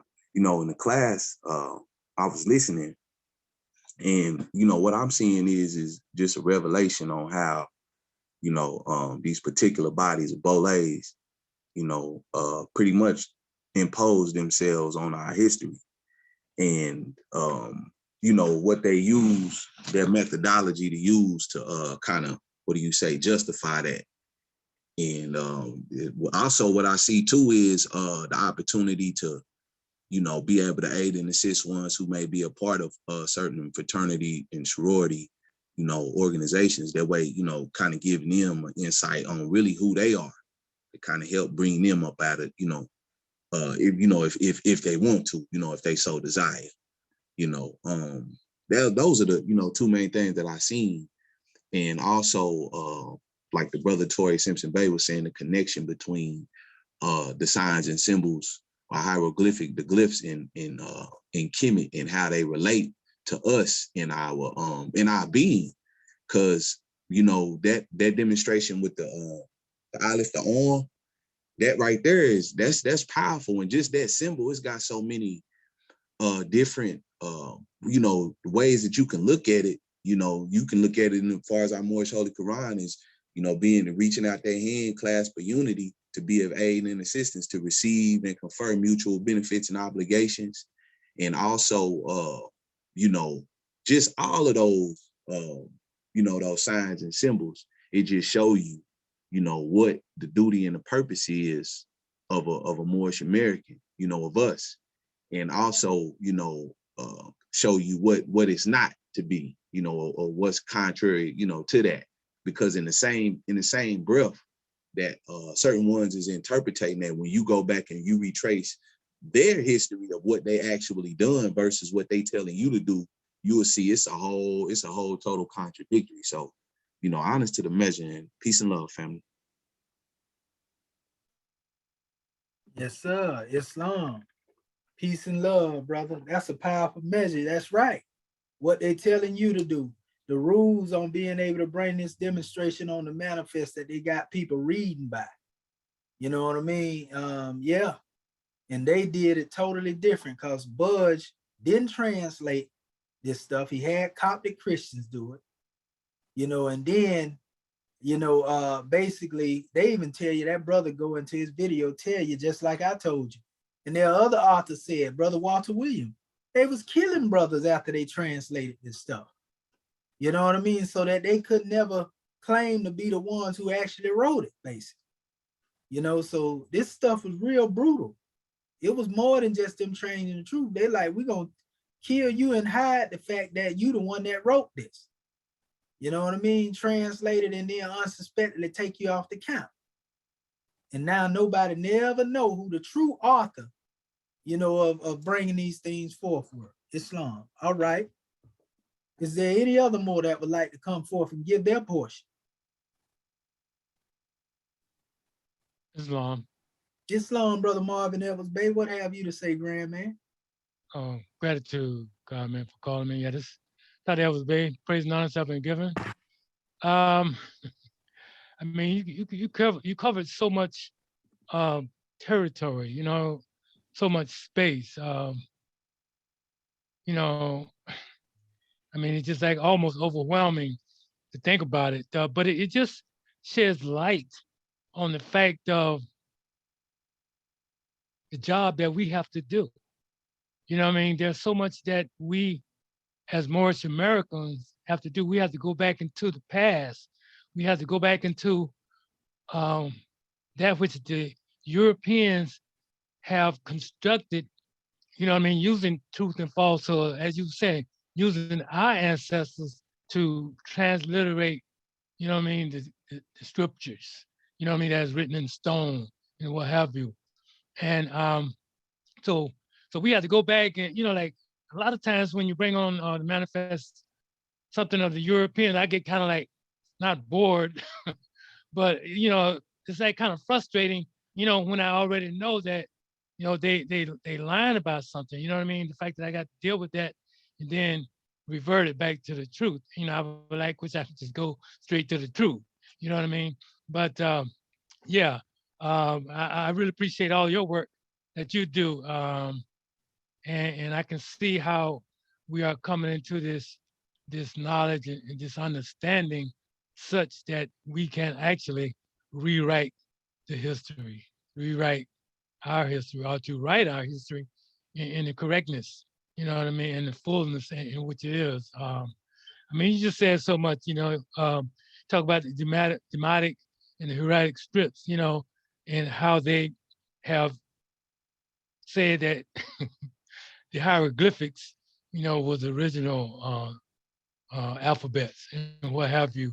And I guess I get stuck sometimes when, especially when you bring it forward to wherein some of our language was um,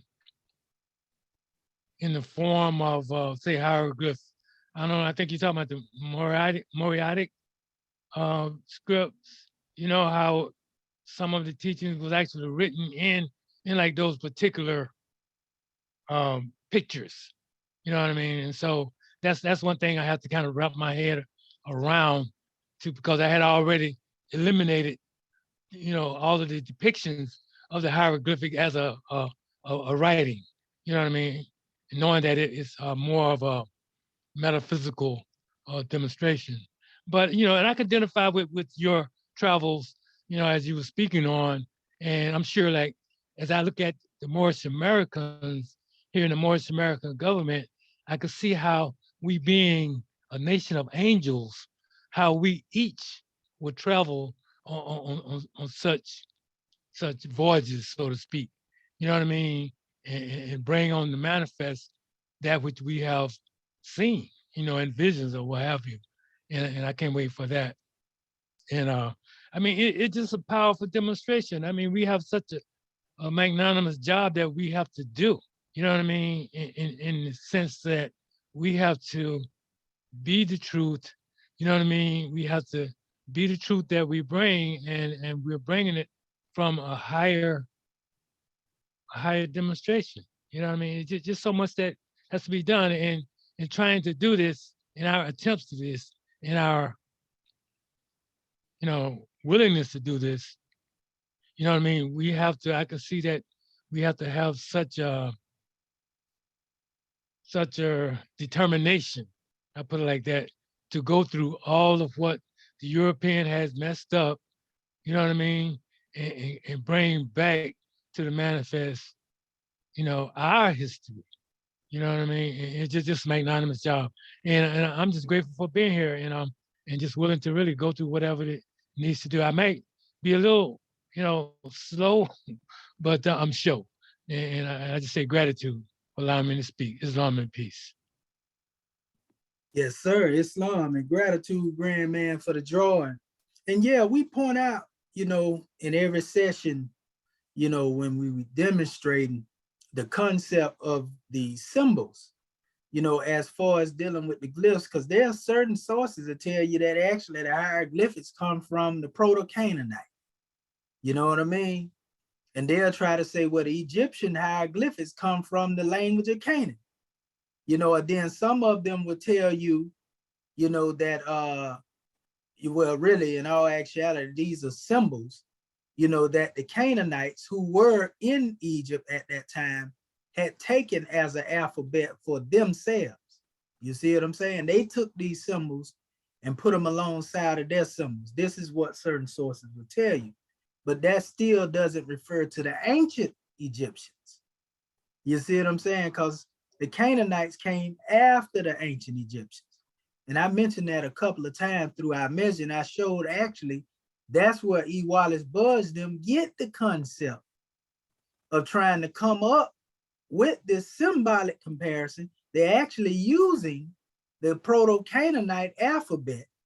And if you put them side by side with the so-called alphabetic script they got, basically the same thing. They are using that and then trying to base the language around that.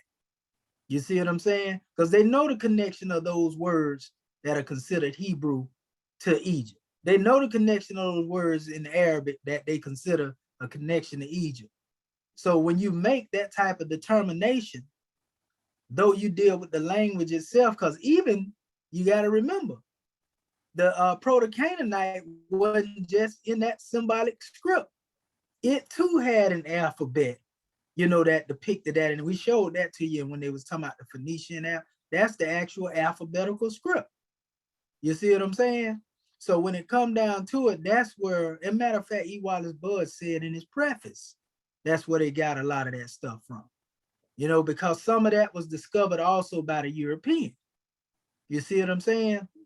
So that's what a contrast, like the Meroitic, for example. When you go into the Meroitic, they had a symbolic writing script. but they also had an alphabetical writing script. The only difference is in Kemet, all of the ancient scholars had taught that that particular alphabet was taught metaphysically and not to be taught as an actual alphabet. You see, and that's, it ain't the fact that the alphabet wasn't what it was, and the pictorial depictions wasn't what they were. It's the fact of their use. The pictorial use was always a use metaphysically. You see, the alphabet was always used when you deal with writing, you know, and so forth and so on. And it dealt with which one you were dealing with. Demotic for one purpose, hieratic for another purpose. You know what I mean? So that's the drawing on that special measure there. And it's a thin line, you know, between the way this measure is demonstrated as a result of the superimposing of this information, which we are putting things into perspective as to what they are. So we ain't throwing the symbols away. We just telling you how the European, you know, had tried to hide the actual alphabet and the true papyri, you know, up under those symbols, and have you looking for symbols trying to translate something when it's really the language you should be translating, Islam. So gratitude. I appreciate that. I appreciate that. Yeah, that makes it more clearer for me. You know what I mean? Not to just discard it, but to put it in its proper perspective. Gratitude, God. Right. In the use, you know, they got people trying to read symbols. You know, when you basically break down these symbols, you know, you don't need an alphabet to break them down. You see a dog, you know what a dog represents. You know what I mean? And that's basically the difference between the two. And that's what I mean by putting it in perspective.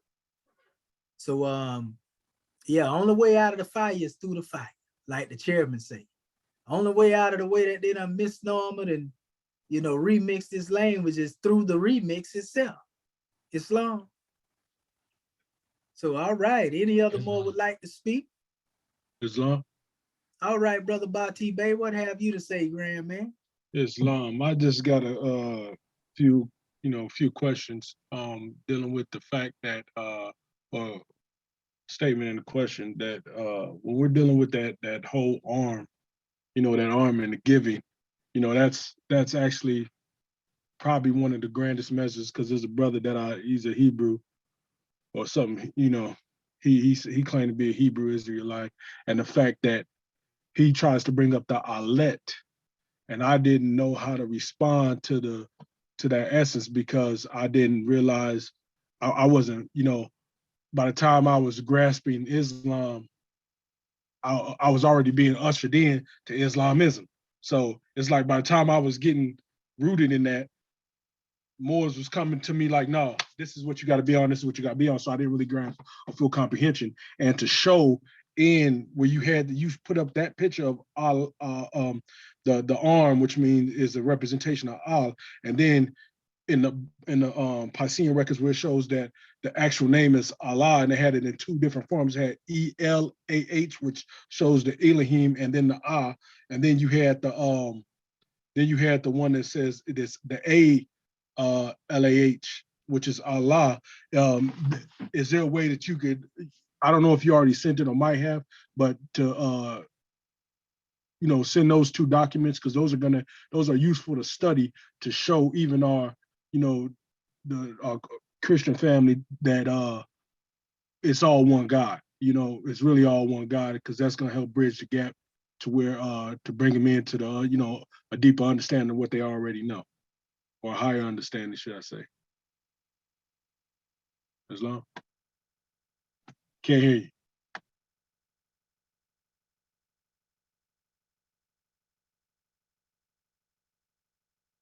Islam. Yeah, we had sent the document on Aliism out, the Sefer Aliism. It's the highest initiates is what it's called. But you know, it's basically one of the books, you know, that deal with that has to do with the Most High and a whole bunch of measures. It talk about Adam, Cadman, and everything. But like, for example, in my Bible that I had over here for years, the King James version, it's a study Bible.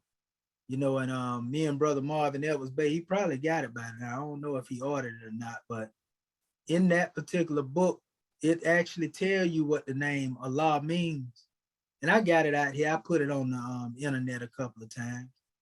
You know, it tell you that, you know, the name Allah means the Most High, you know, God, the most highest form of worship, you know, and it used the spelling AHL or AH, you see? So that just deals with different dialect. That's the only change. But we also show you, you know, the change when you go back into the Comedian language. Yeah, we'll send that PDF out to you again, more no problem with that. Islam. All right. Any other more have something that they would like to bring forth?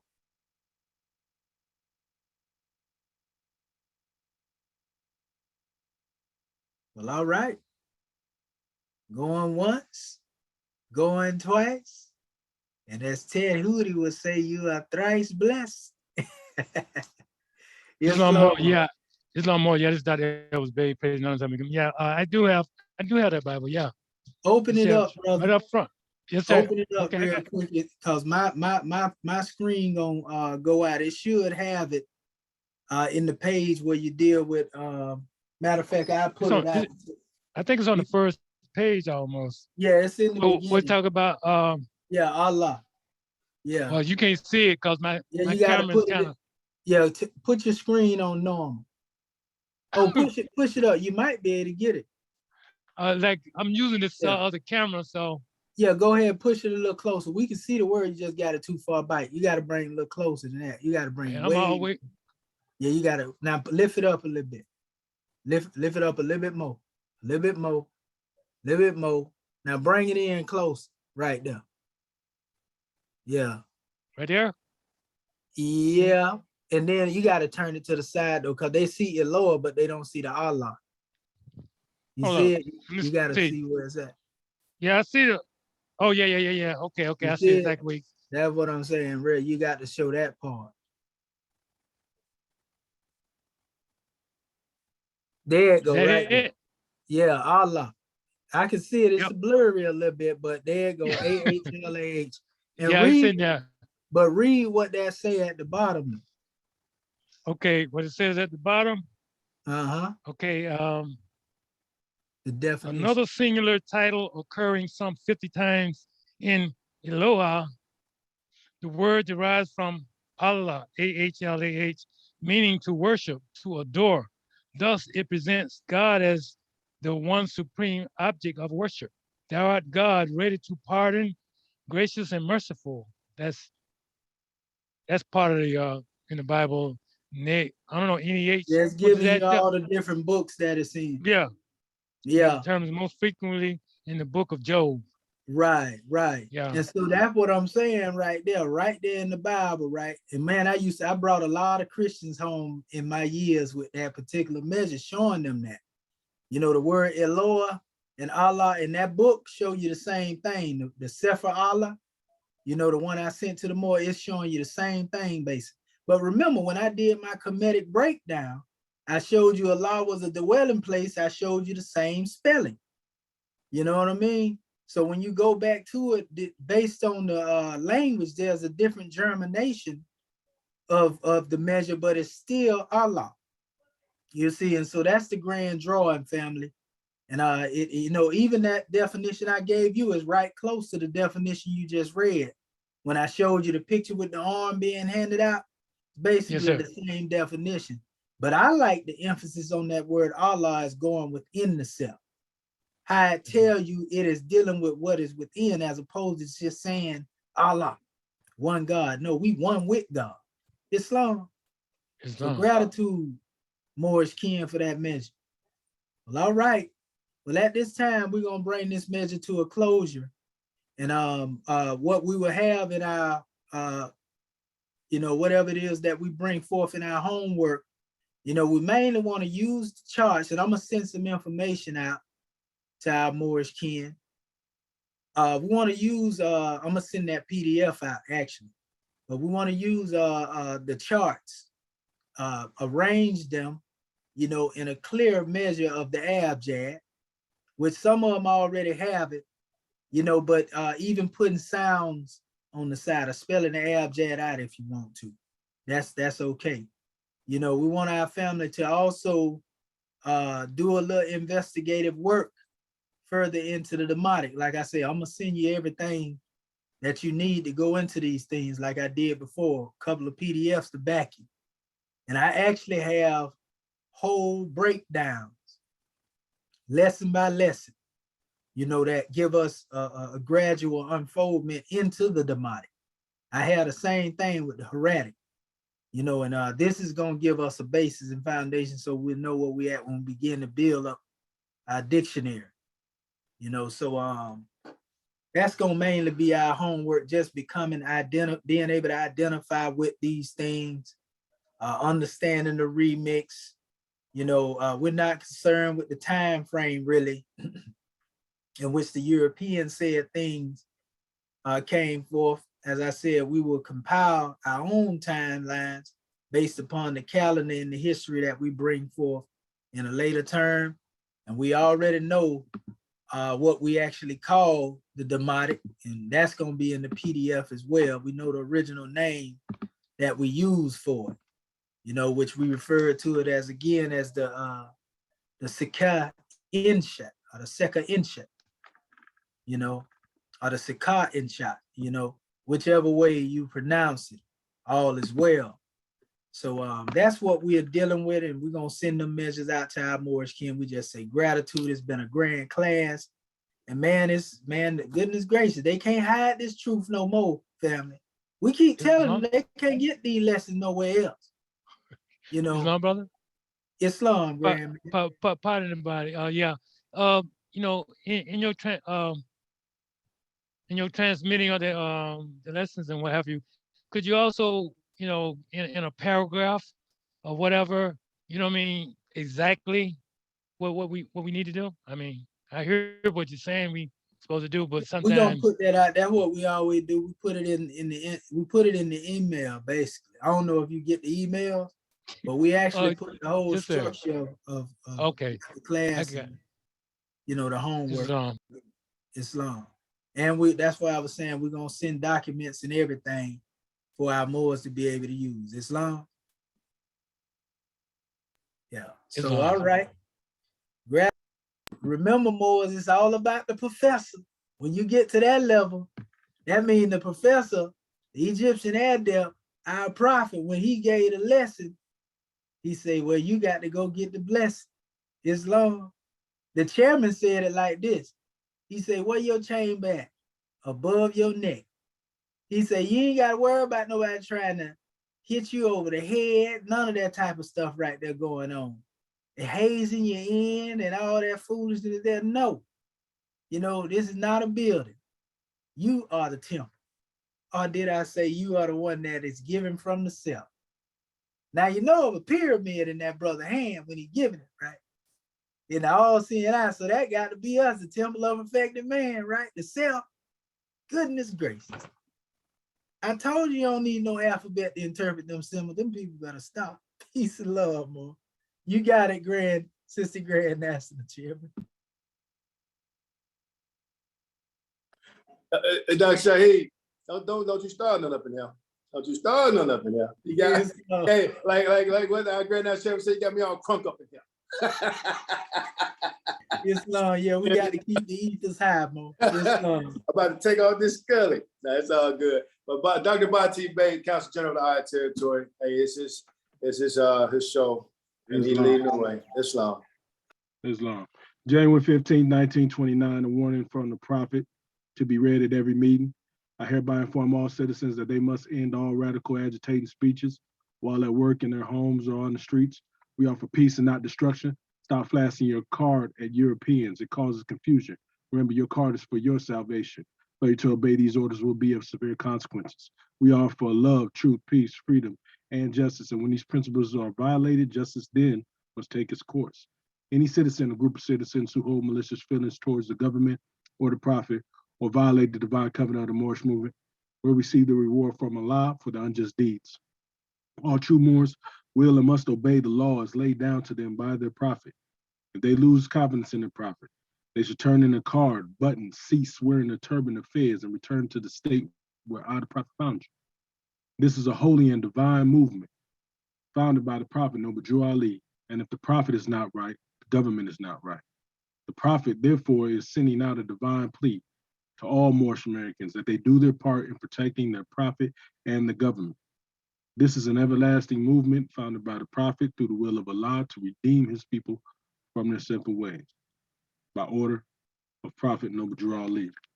Chapter 25, a holy covenant of the Asiatic nation. You are the children of one father, provided for by his care, and the breast of one mother hath given you suck. Let the bonds of affection therefore unite thee with thy brothers, that peace and happiness may dwell in thy father's house. And when ye separate in the world, remember the relation that bindeth you to love and unity. Prefer not a stranger before thy own blood. If thy brother is in adversity, assist him. If thy sister is in trouble, forsake her not. So shall the fortunes of thy father contribute to the support of his whole race, and his care be continued to you all, and your love to each other. Peace, Moors. Peace and love. Islam.